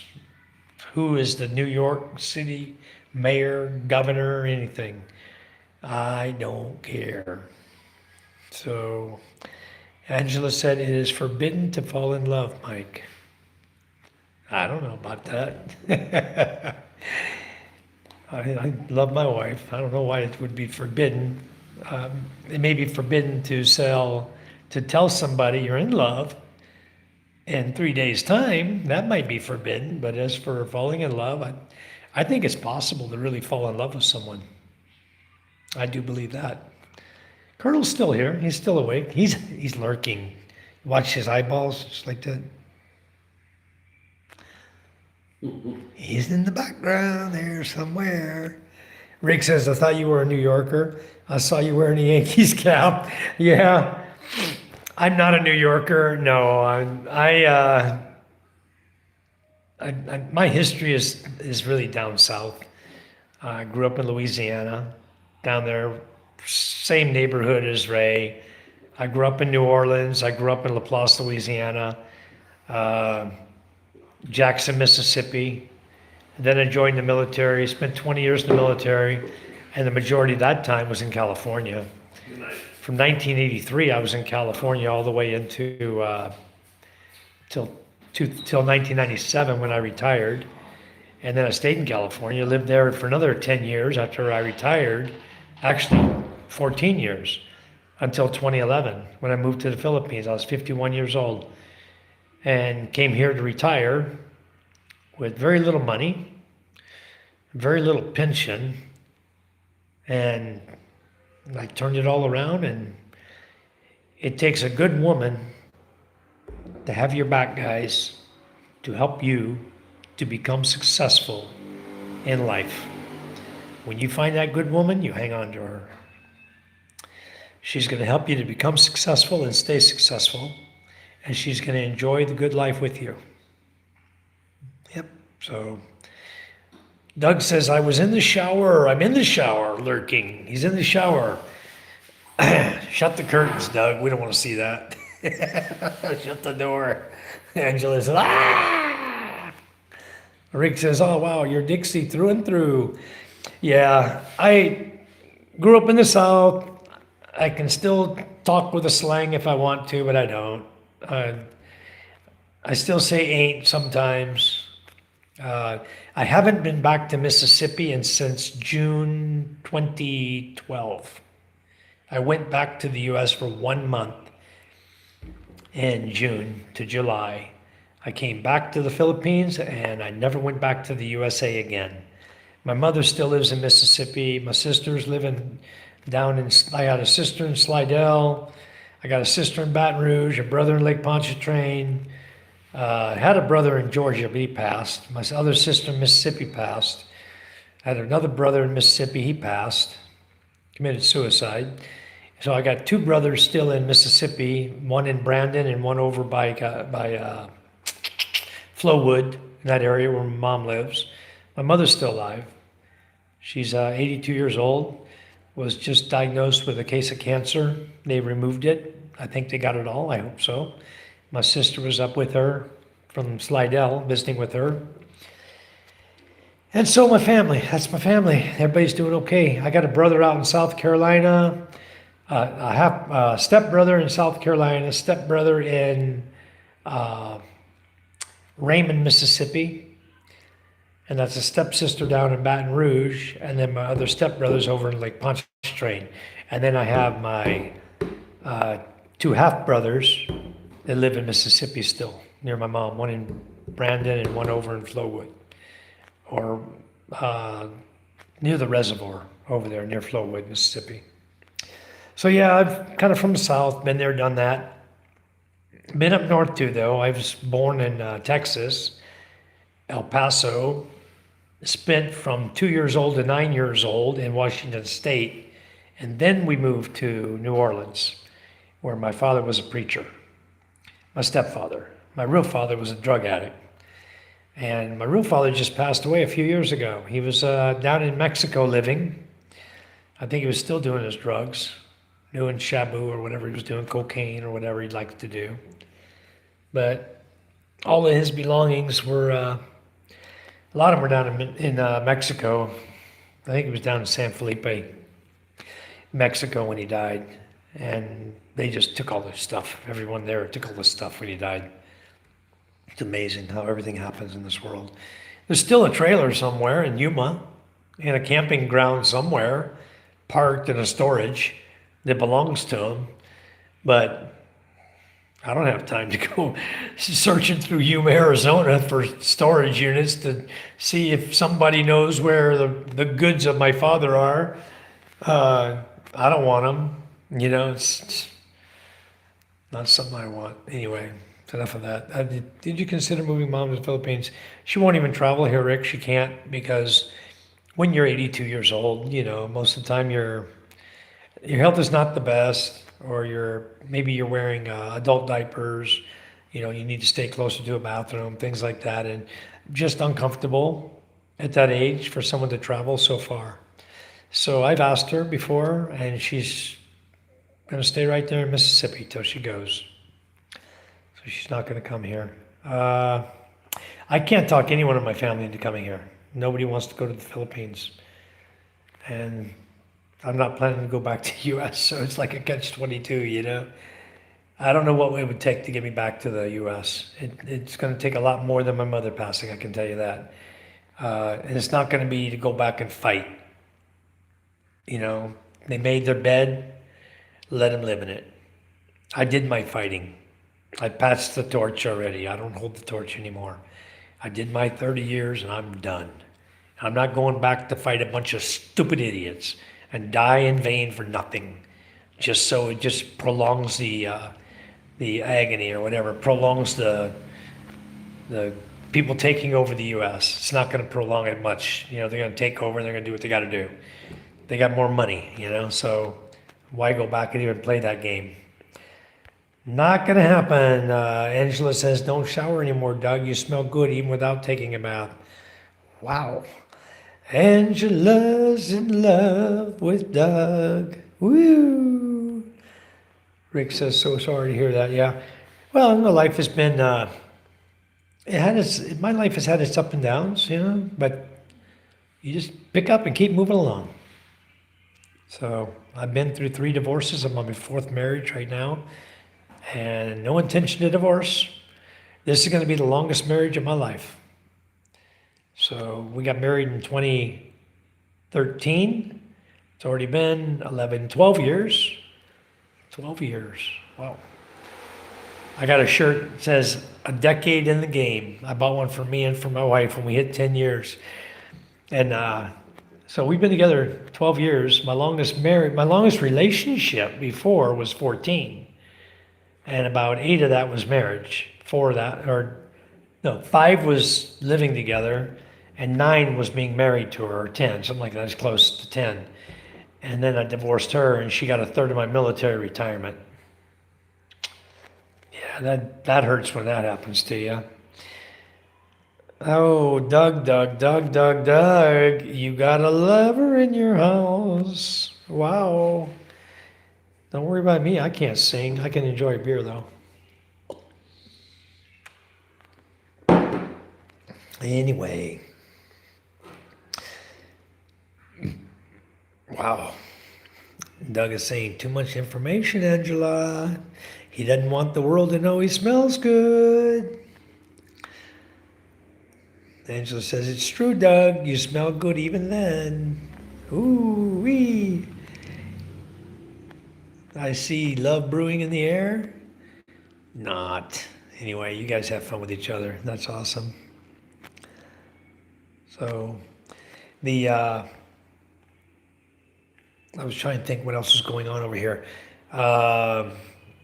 Do Southerners still hold grudges against the Yankees? I don't. I don't hold grudges against anybody, I hold grudges against people who tried to destroy the United States of America. And now I'm really getting to the point where I don't give 2 hoots of crap. I don't live there anymore. I'm not going back there anymore.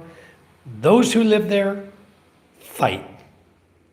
Fight for your country.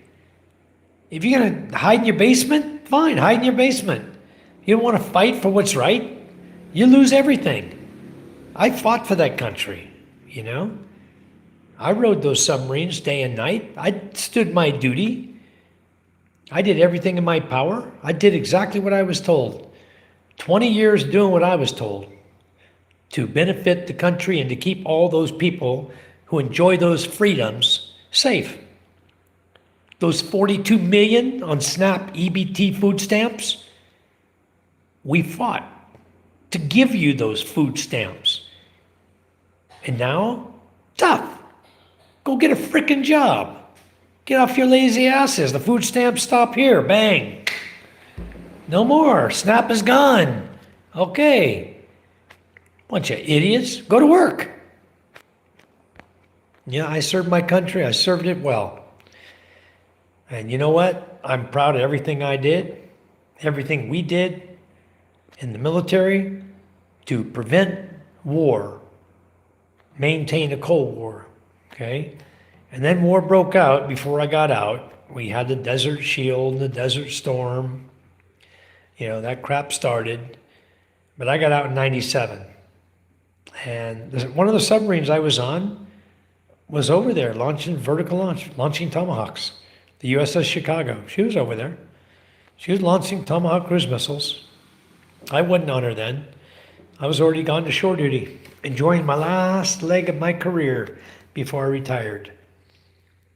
That's what I was doing. I was enjoying the last of my career. Actually, I was working on unmanned vehicles. The DSRVs, Deep Submergence Rescue Vehicles, and the DSVs, the Deep Submergence Vehicle, Turtle and Seacliff. I was doing QA so that those boats could continue to go up and down in the ocean. I was doing quality assurance for them. Every package that we wrote, quality assurance package, came through my hands. I was a quality assurance supervisor. I worked my way all the way up from writing packages to becoming a quality assurance supervisor.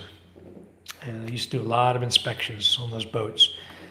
So anyway, when I left there, I got, every one of them gave me plaques. Every division of Deep Submergence Unit, DSU, gave me a going away plaque from their vessel. The Avalon, the Mystic, Seacliff, Turtle, and unmanned vehicles. I still have those plaques somewhere here at my house. I don't know how I managed to keep that. My ex-wife didn't get them when I left her, and my girlfriend here didn't get them. I lost a lot of stuff to both those ladies. My girlfriend here took all my crap and, oh, I gave it to the Goodwill. You guys ever heard of a Goodwill in the Philippines? Goodwill in the Philippines? Salvation Army, Goodwill. I've never heard of one in the Philippines. So when she said that to me, I already knew she was a liar. She stole my stuff, kept it.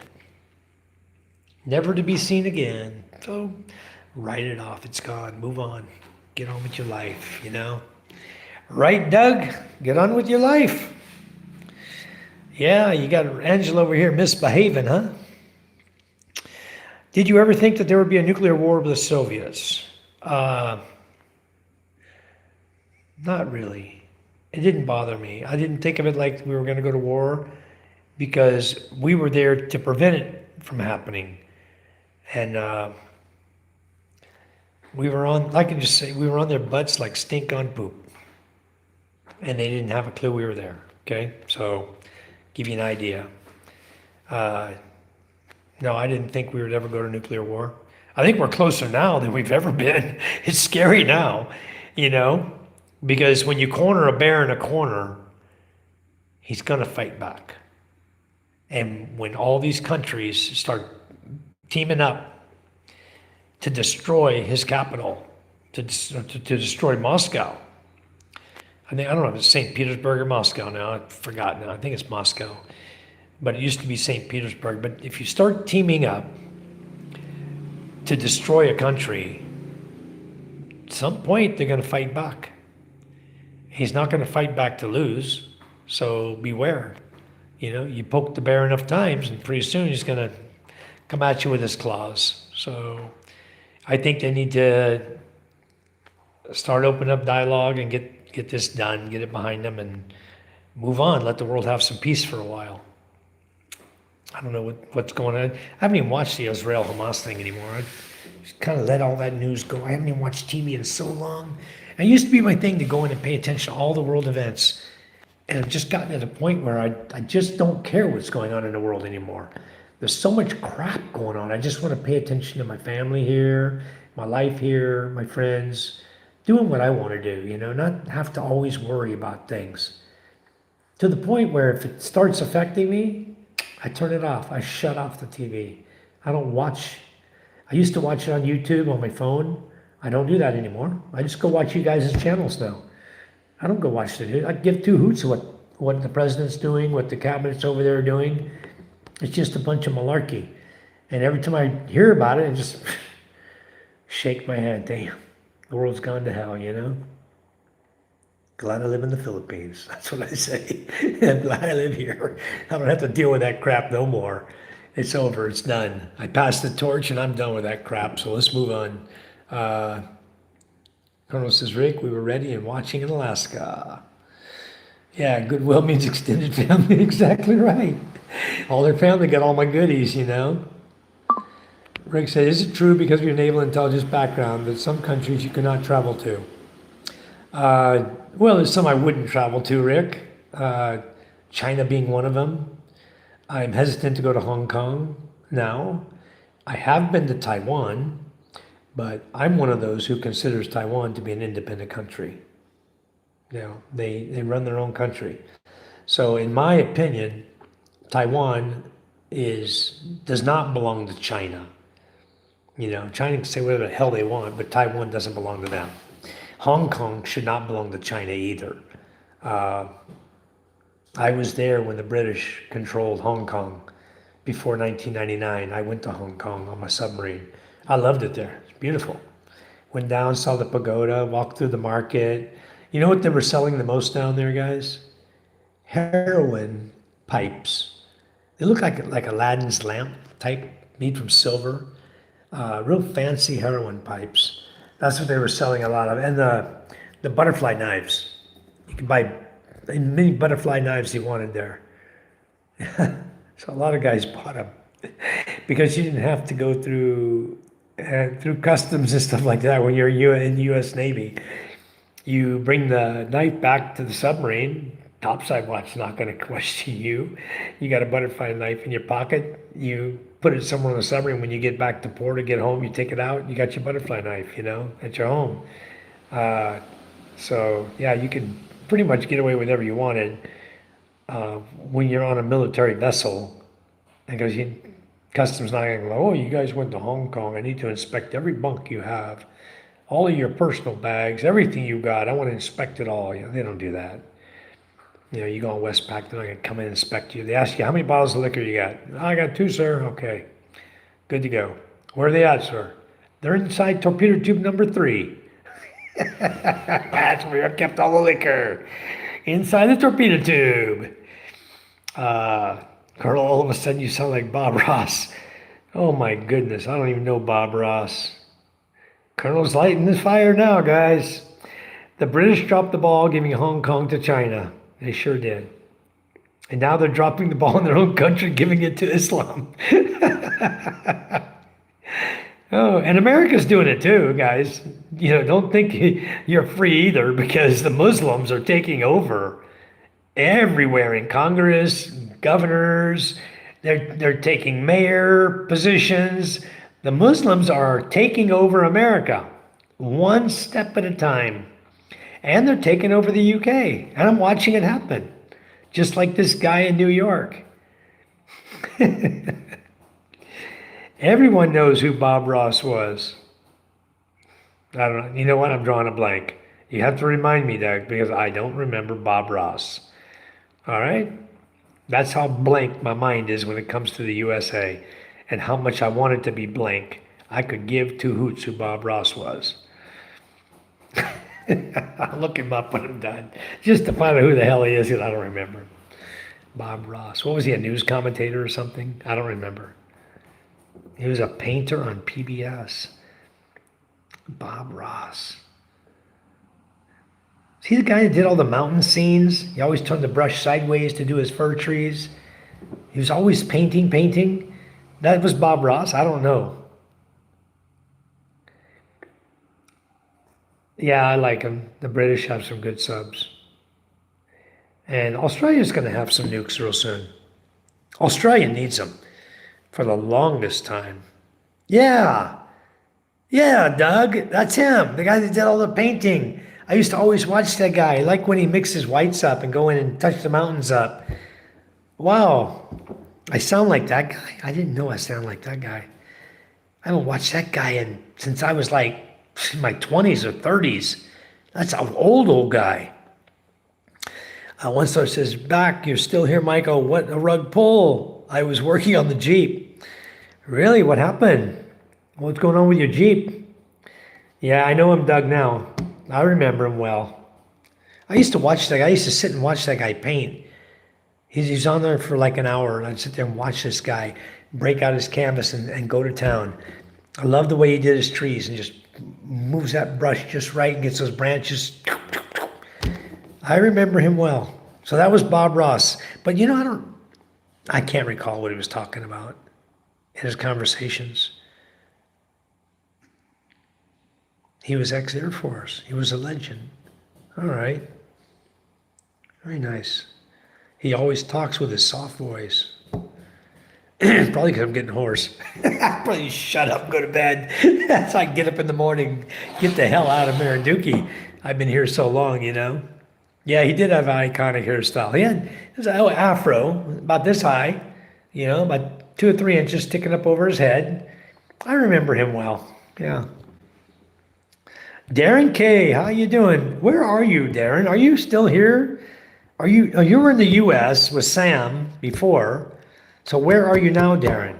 Are you back in Florida now? There are no mistakes, just happy little accidents. Yeah, that's probably very, very true. He said it. I'm sure Bob Ross said it. You know, you can always straighten everything up. Rick says, Mike, you're showing your age. I am old, Rick. I'm not denying it. I'm 65 years of age. I don't deny it. I kind of like it because, you know, you get that senior, sometimes you get that senior discount here. You save a little money. But, yeah, Darren is a Florida man, Rick. In fact, he's got a nice sailboat down there, guys. If you know anyone interested in buying a sailboat, you talk to Darren K. He's got a beautiful little boat down there. If I was living in the U.S. and I wanted to get out of the U.S. and I wanted a sailboat, dude, I'd be buying this sailboat, let me tell you. I had a friend of mine's always talking about, oh, I want to go to the Philippines. I want to buy a sailboat, 32 to 36 footer and blah, blah, blah. And I turned him on to Darren and he ain't got no money. Never mind. The guy told me, in fact, he told me today, some Philippines is not made for everybody. That's what he said. Not everybody wants to go to the Philippines. I know. Paul, his name's Paul. I know nobody wants to go. Some people don't want to go to the Philippines because they've never been here. And they're satisfied in their own little drunk world. This guy drinks a 12-pack of Coors Light a day. He's satisfied sitting in his house drinking a 12-pack. He won't even watch my YouTube channels. I think he enjoys shooting on my pool table. I know he's the one that stole the pool table out of my freaking house when I went on vacation. He's the only one with the truck and the means, with a big old trailer and a lot of friends. And all of a sudden I get back home, my pool table's gone. And what the hell? I didn't see it anywhere for years. And all of a sudden I see it in this guy's house one day. He recovered it. It was the same tan felt. He recovered the felt to blue. Now it's blue. But I was watching him when he was shooting on it. Had the same tassels hanging on the pockets, had the same lion's feet, you know, on both sides, had 4 lion's feet, you know, at the bottom. Brown tassels hanging on the pockets, tan felt. I saw it right in his house. Now he remodeled it, made it blue. I still got the same one, still got the same leather pockets and tassels, still has the same lion's feet on it. He couldn't change all that. It's a 3/4 thick slate table, cost me $2,200. And I guess he figured since Mike was going to be leaving to California, he was selling his pool table, and he might as well just take it. Because he used to come over and shoot pool at my house all the time. And now I see it in his house. Fact. So I don't care if he sees me live and sees it. He'll know I know it's him that got it then, for sure. Anyway, Darren says, Oh, the colonel says, I've been in that swamp. Florida man are built different. Darren says, I'm near the beach. Rick says, out in the swamp, says, no, I'm near the beach. I think, are you out near Cocoa Beach area, Darren? Is that where you're at? Or Lauderdale? I think that's where you're from, somewhere in that area, Cocoa Beach, Lauderdale area. Florida men are built different. I don't know, Rick. I've been down to Florida a lot of times. I went to boot camp in Florida, Orlando. Spent my 8 weeks down there in boot camp. And then the last place I was at when I went back to the U.S. was Plant City, Florida. I went back to Plant City.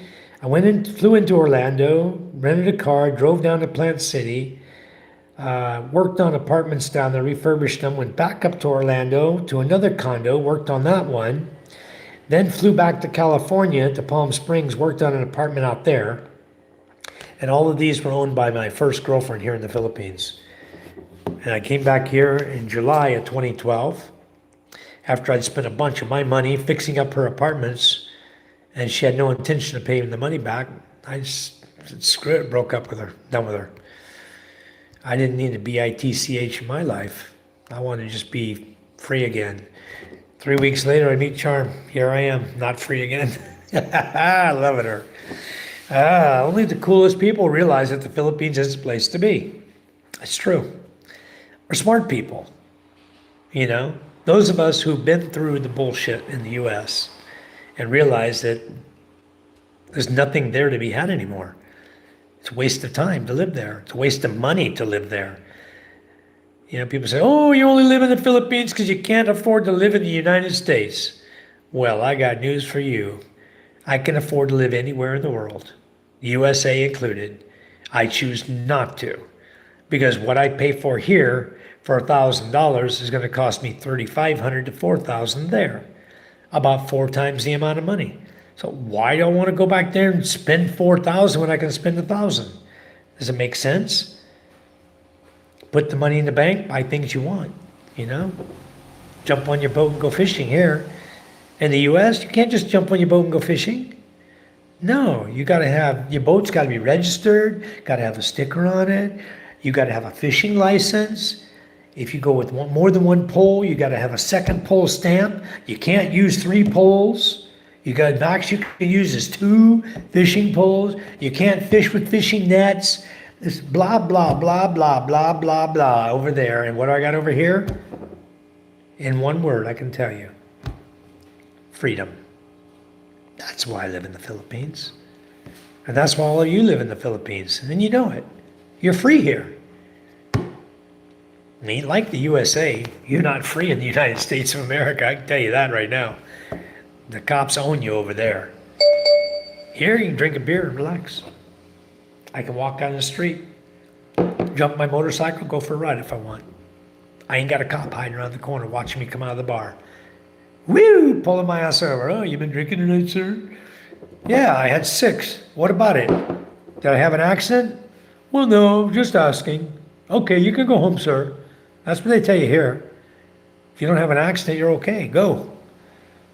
Now, if you have an accident, you're screwed. Don't drink, drive, and have an accident. Okay?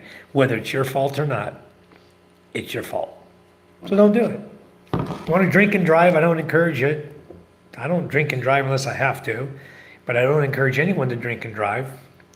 But if you do over here, my point is, you don't have a cop sitting on the corner with plain clothes watching everybody walking out of the bar, checking them out. Oh, that guy staggered. Oh, he got in a blue Mustang.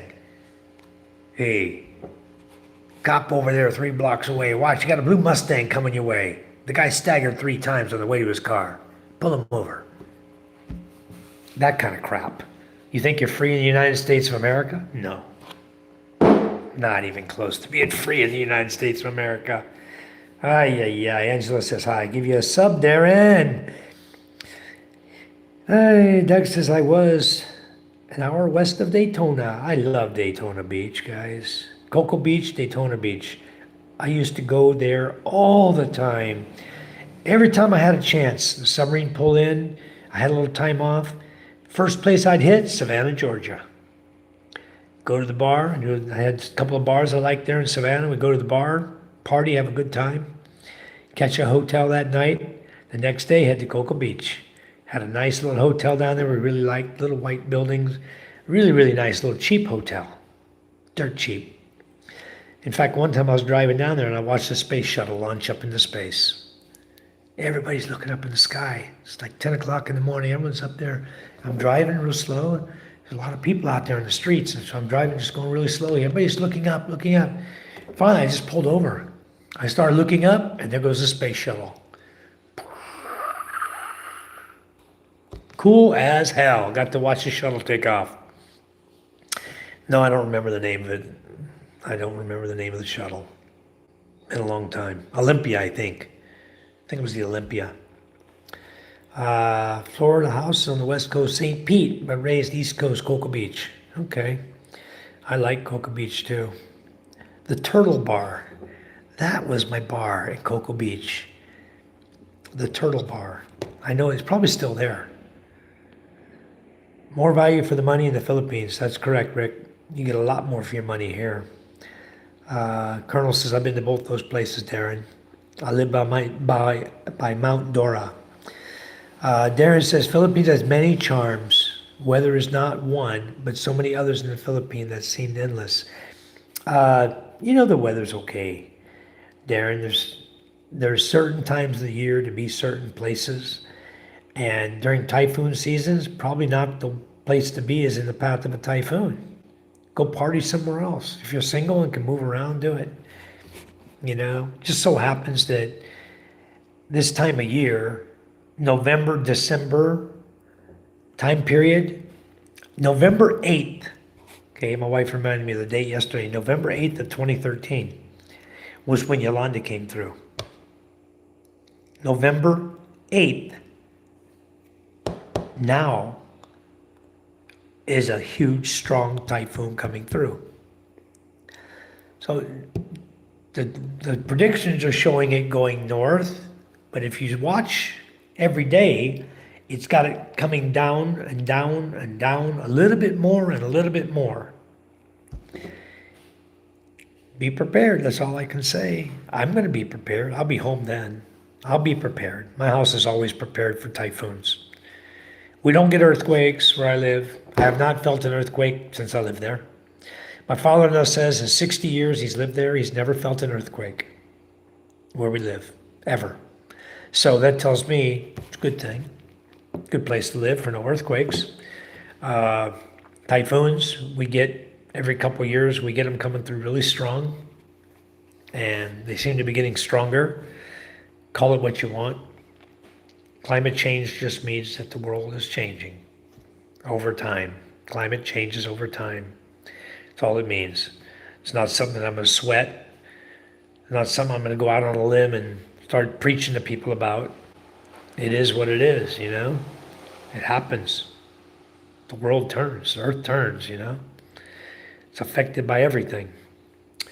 You got to let the typhoons, like Rick says, the typhoons must not phase you. You need to adjust. And it's not that difficult to adjust. I adjust. Look at me, Darren. I'm stuck over right now in Marinduque. I say I'm stuck. I'm having a wonderful time. And we chose to come over here knowing that the typhoon was coming. Okay, I was watching it every day. And my wife and I decided, you know what, let's go over to Marinduque. We were watching the typhoon. We knew it was going to come. And we didn't think we'd get out in time. We weren't sure. I was hoping we would. Spend 2 or 3 days and get out of here and go. And we didn't make it. They put the signal level out. Shut the ferry system down. So we got stuck. Then Wednesday, they did not lift the restriction until 9:54 in the morning on Wednesday. We wanted to go home then.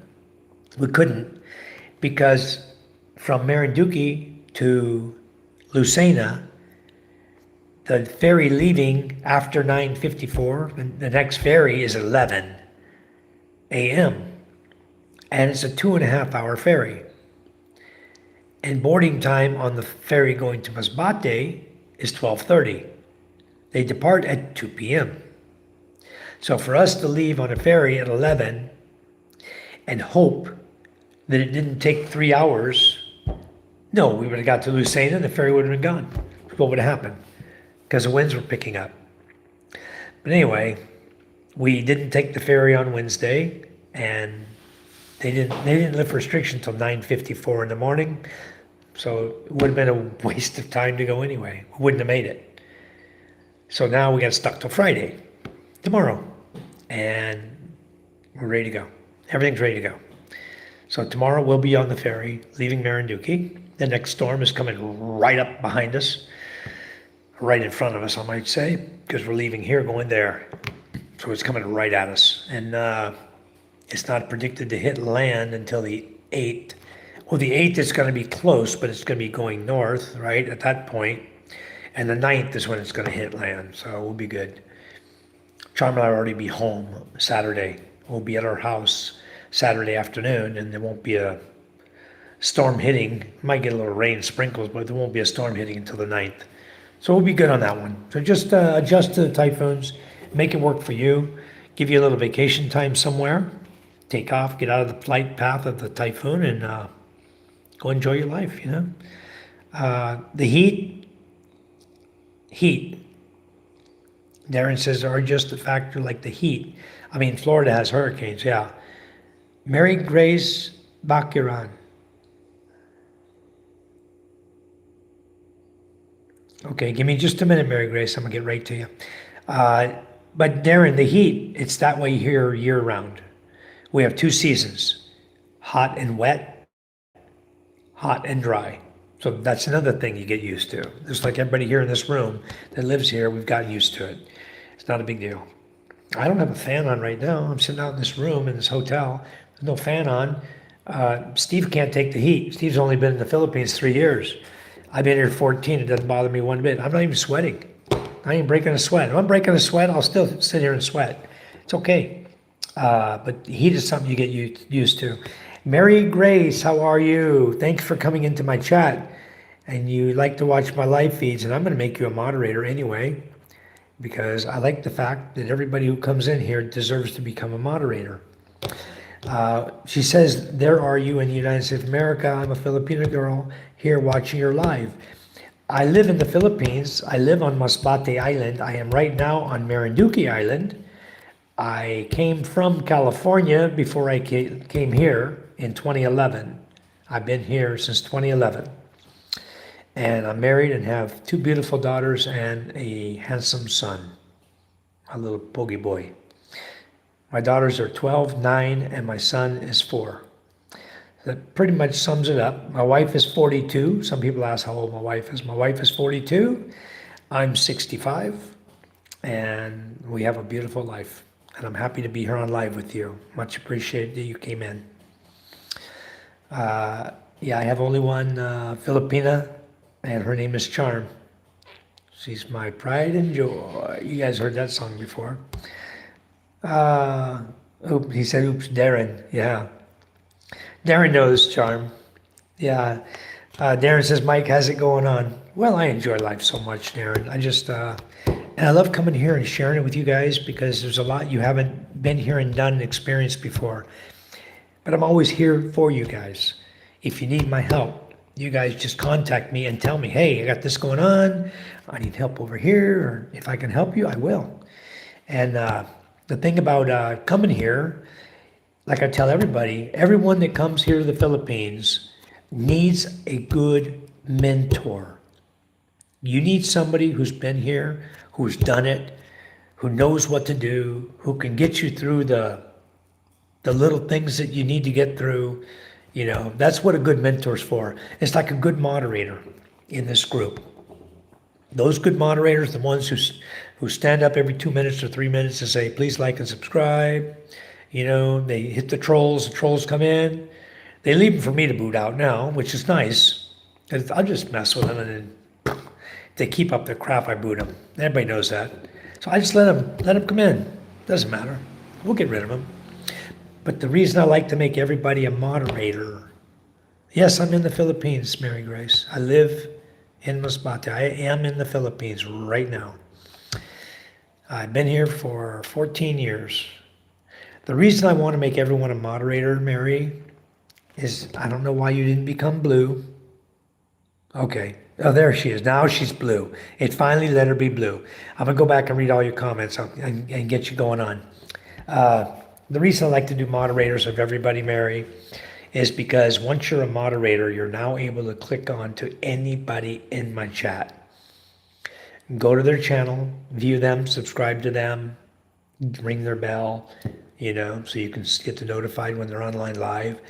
We have a lot of terrific people in this room. And being a moderator, you don't have to go in and find them by name, remember their name, find them by name, type the name into YouTube. All you got to do is click on their picture. And it takes you right, it says go to channel. You click on go to channel, you subscribe to them, ring the black bell, hit the back button on your phone, and you're right back in my chat, just like you never left. And then you go to the next person, and you do that, you do that, you do that, until everyone in the room has been subscribed. And you'll see the people that you subscribe to, the majority of them see that you subscribe to them, and they're going to say, hey, I'm going to go check out Mary Grace's channel. And they're going to subscribe to you. Okay, it works both ways. We're like one big family here. So a lot of us are here in the Philippines now, but then again, we have a few who aren't here yet, but are coming here. They want to come here and live. They want to learn all they can about the Philippines, and that's what we're here for. We've been here, we've done it, we want to help them. You're in New York City, I'm working here in your home country. Well, you just got a new mayor, right? Or mayor of New York, or new governor of New York. A lot of people don't like, some like, a lot of people don't like, but anyway, he is what it is, so. Doug says, great, we need workers to keep paying taxes. I'm retired and Mike's retired. Yeah, we're both retired. But New York City is not a good place to live. You got a lot of illegal immigrants over there. Many, many, many. It's terrible what happened to that state. But I've been to upstate New York. I went to Rome and Carthage, both in upstate New York. And I went up there in the dead of winter. I left Connecticut with the guy who was from Carthage, New York. I went to spend Christmas with him. And he's driving this big old car. I forgot what, I think it was an old Chevy, like a Biscayne or something. Old Chevy car. We were driving it. And this guy didn't want to pull over for nothing. And I had to use the bathroom so bad. I kept asking him, hey, can you just pull over the side of the road? No, we got to get where we're going. He kept going, please. Finally, he had to stop for gas. And when I hopped out of the car, I couldn't stand up straight. I was bent over double and limped my way to the bathroom so I could relieve myself. Swore I'd never ride with that guy again. I'd never put anybody in that kind of pain that I was in from him. Whew. Man, what a sigh of relief when you get into the CR. Anyway, Mary Grace says, I have my American husband here. We're married here 1 year already. Very nice, Mary. And how do you like being married to an American? It's going to be a winter here in just a month. Yeah, it certainly is. It's already November. You're going to be getting snow there real soon. You'll probably have snow for Christmas. You'll get to enjoy that. And how long have you been in New York? Francesco Avila. Well, Francesco, I think there's a lot better way you could have worded that. Especially in the room full of a bunch of patriot guys here who really love this country and try our best to defend and protect the beautiful ladies here.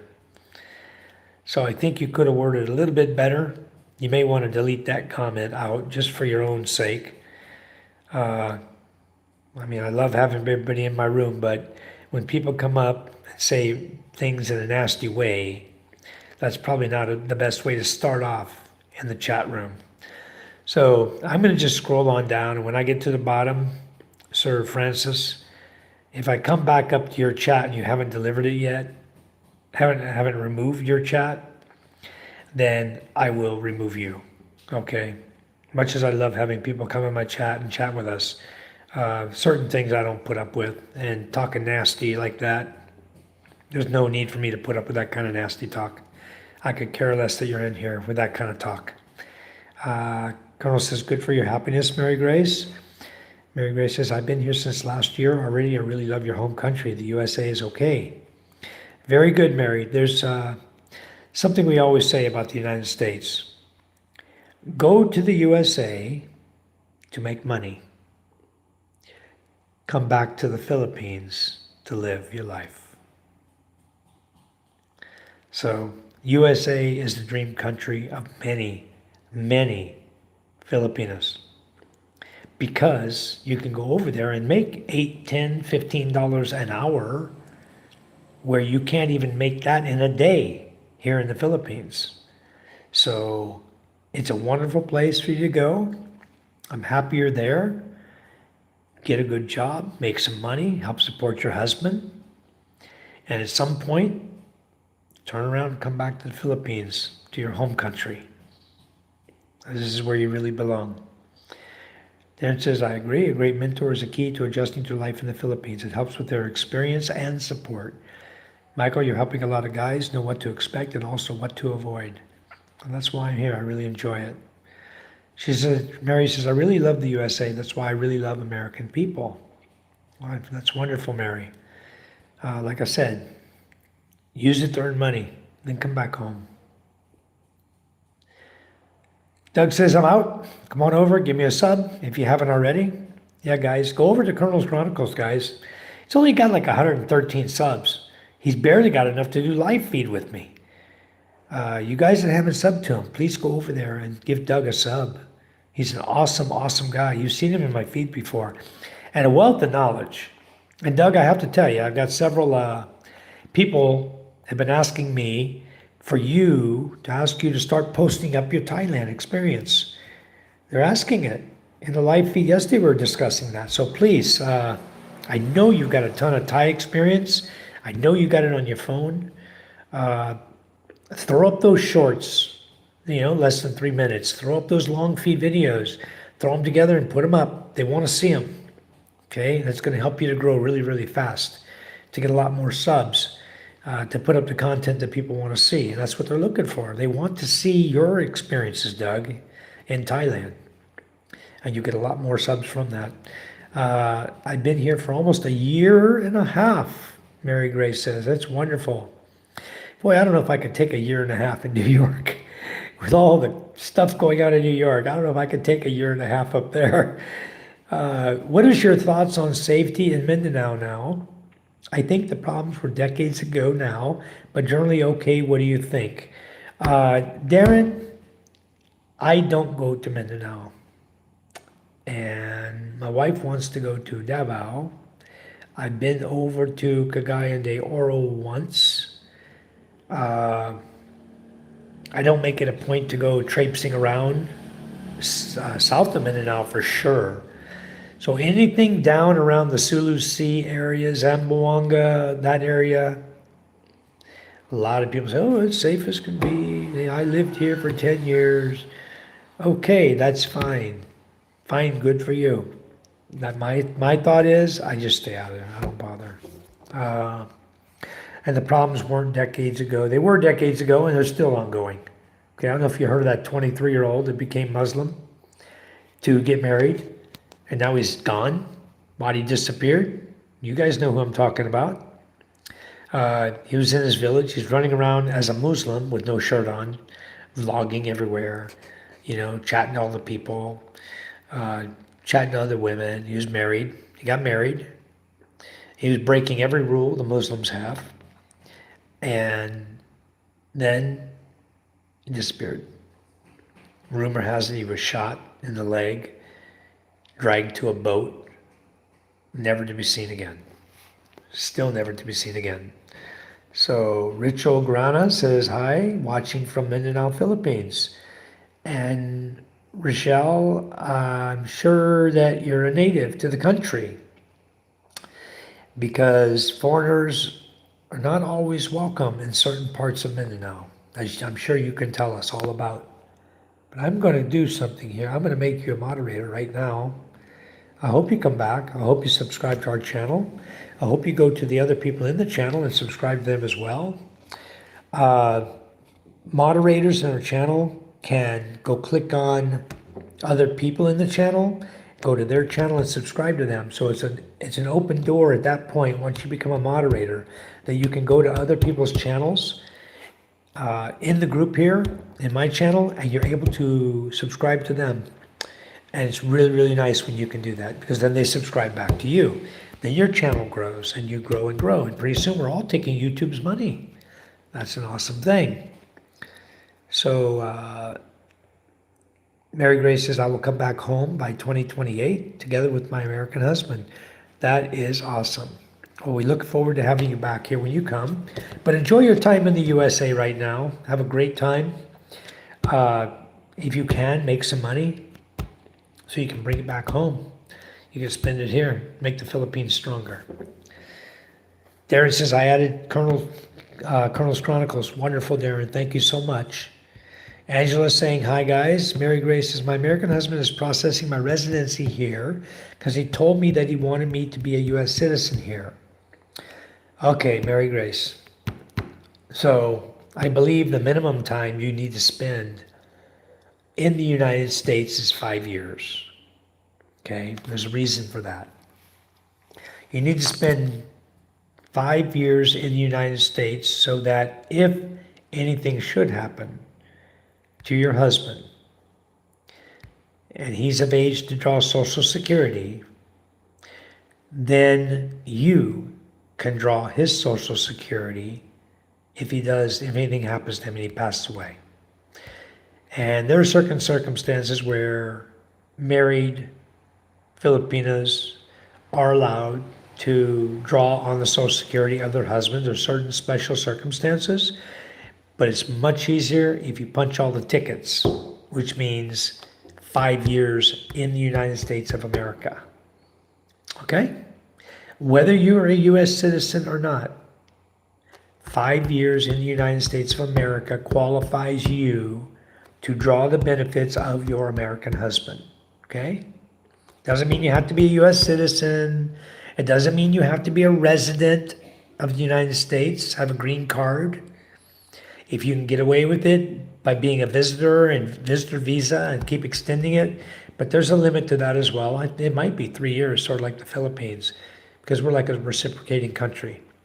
But if you can get your green card, which shouldn't be that difficult, you'll be able to get a green card, and then you can stay there 5 years, continuous, you'll be able to draw the benefits of your husband. I highly recommend that. Since you're already there, take advantage of that. If you leave your husband for any reason, if you decide you're going to get a job and take off and leave your husband, even though you get a green card, he is still your sponsor. He can go straight to ICE. He can turn you in, and ICE will go straight to you and pick you up and throw you in jail until they can deport you because you broke the rules. So don't break the rules, okay? Don't break the laws. I tell everybody that comes to the Philippines, don't come here and break the laws. We have laws. The United States has laws. Abide by them. Be a good citizen there. Mary Grace says, my American husband's prostitute. I already read that. Darren says, yeah, but he was pushing it, including trying to have several Filipina.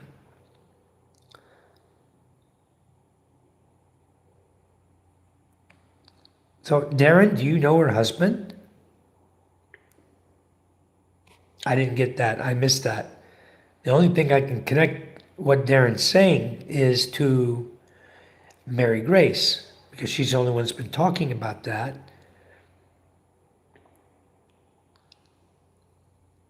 Huh.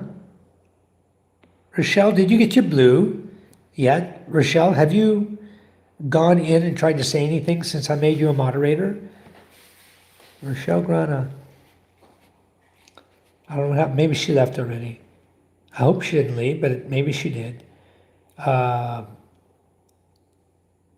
I didn't catch that. I was trying to figure that one out, okay? If you can clarify that statement, said he was pushing it, including trying to have several Filipina. So I'm not sure about that statement. And then Colonel said, thanks, Darren.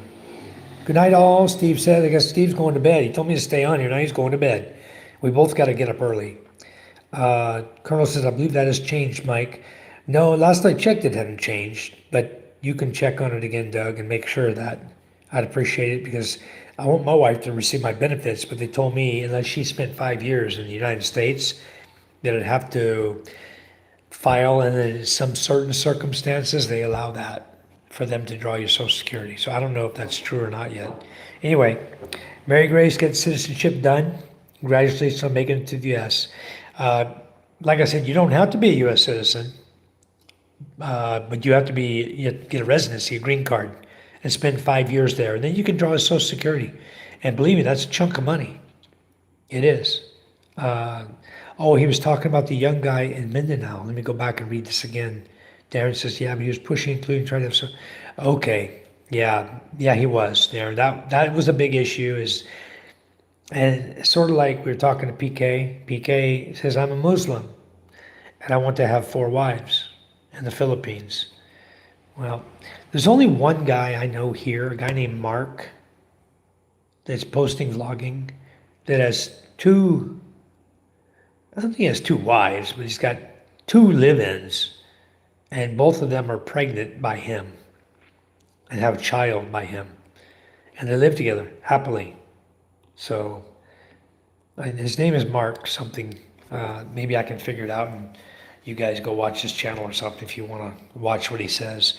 He's over in Surigao, I believe, is where somebody said he was. I think he's in Surigao. Anyway. Only need to be married 1 continuous year to qualify for Social Security. So, Doug, you're saying that my wife is already qualified to draw my Social Security in the event that I die. Okay. Angela says, Doug, I've already put my face here. Wow, you are a pretty lady, Angela. Wow. She's pretty. You guys go subscribe to Angela. She's single. Woo, woo, woo. Anyway, I'm abiding the laws here. I'm not doing anything that will ruin my life here. Good. Very good. Colonel says, I didn't see Angela. Now I see it. Wow. The vow is very nice, Mike. Safe there too, but just be smart. You can't do the crazy stuff people do in Angeles. Yeah, I don't go to Angeles. I don't do stupid stuff. You know, my wife wants to go to Davao. We'll go to Davao because we got friends that live there. We've got people that go there all the time that we know, and they love Davao. It's a beautiful place to go visit. So anyway, one day I'm going to go visit them. I want to go take my wife to Davao because she wants to go and take the kids too. We'll make like a week-long vacation out of it. Preston says, Overstay Road. Angela's laughing. Oh, you are pretty, Angela. Anyway, guys, I need to go to bed. It's been a long night. Steve's already gone to bed. Said good night. I'm going to go get a little shut-eye because I got to get up. I want to set my alarm for 4 a.m. And I want to be out here no later than 4:45 because I want to be there by at least 5:15. And it takes about 30 minutes in his chariot. It says 14 minutes on the map, but he's driving a chariot.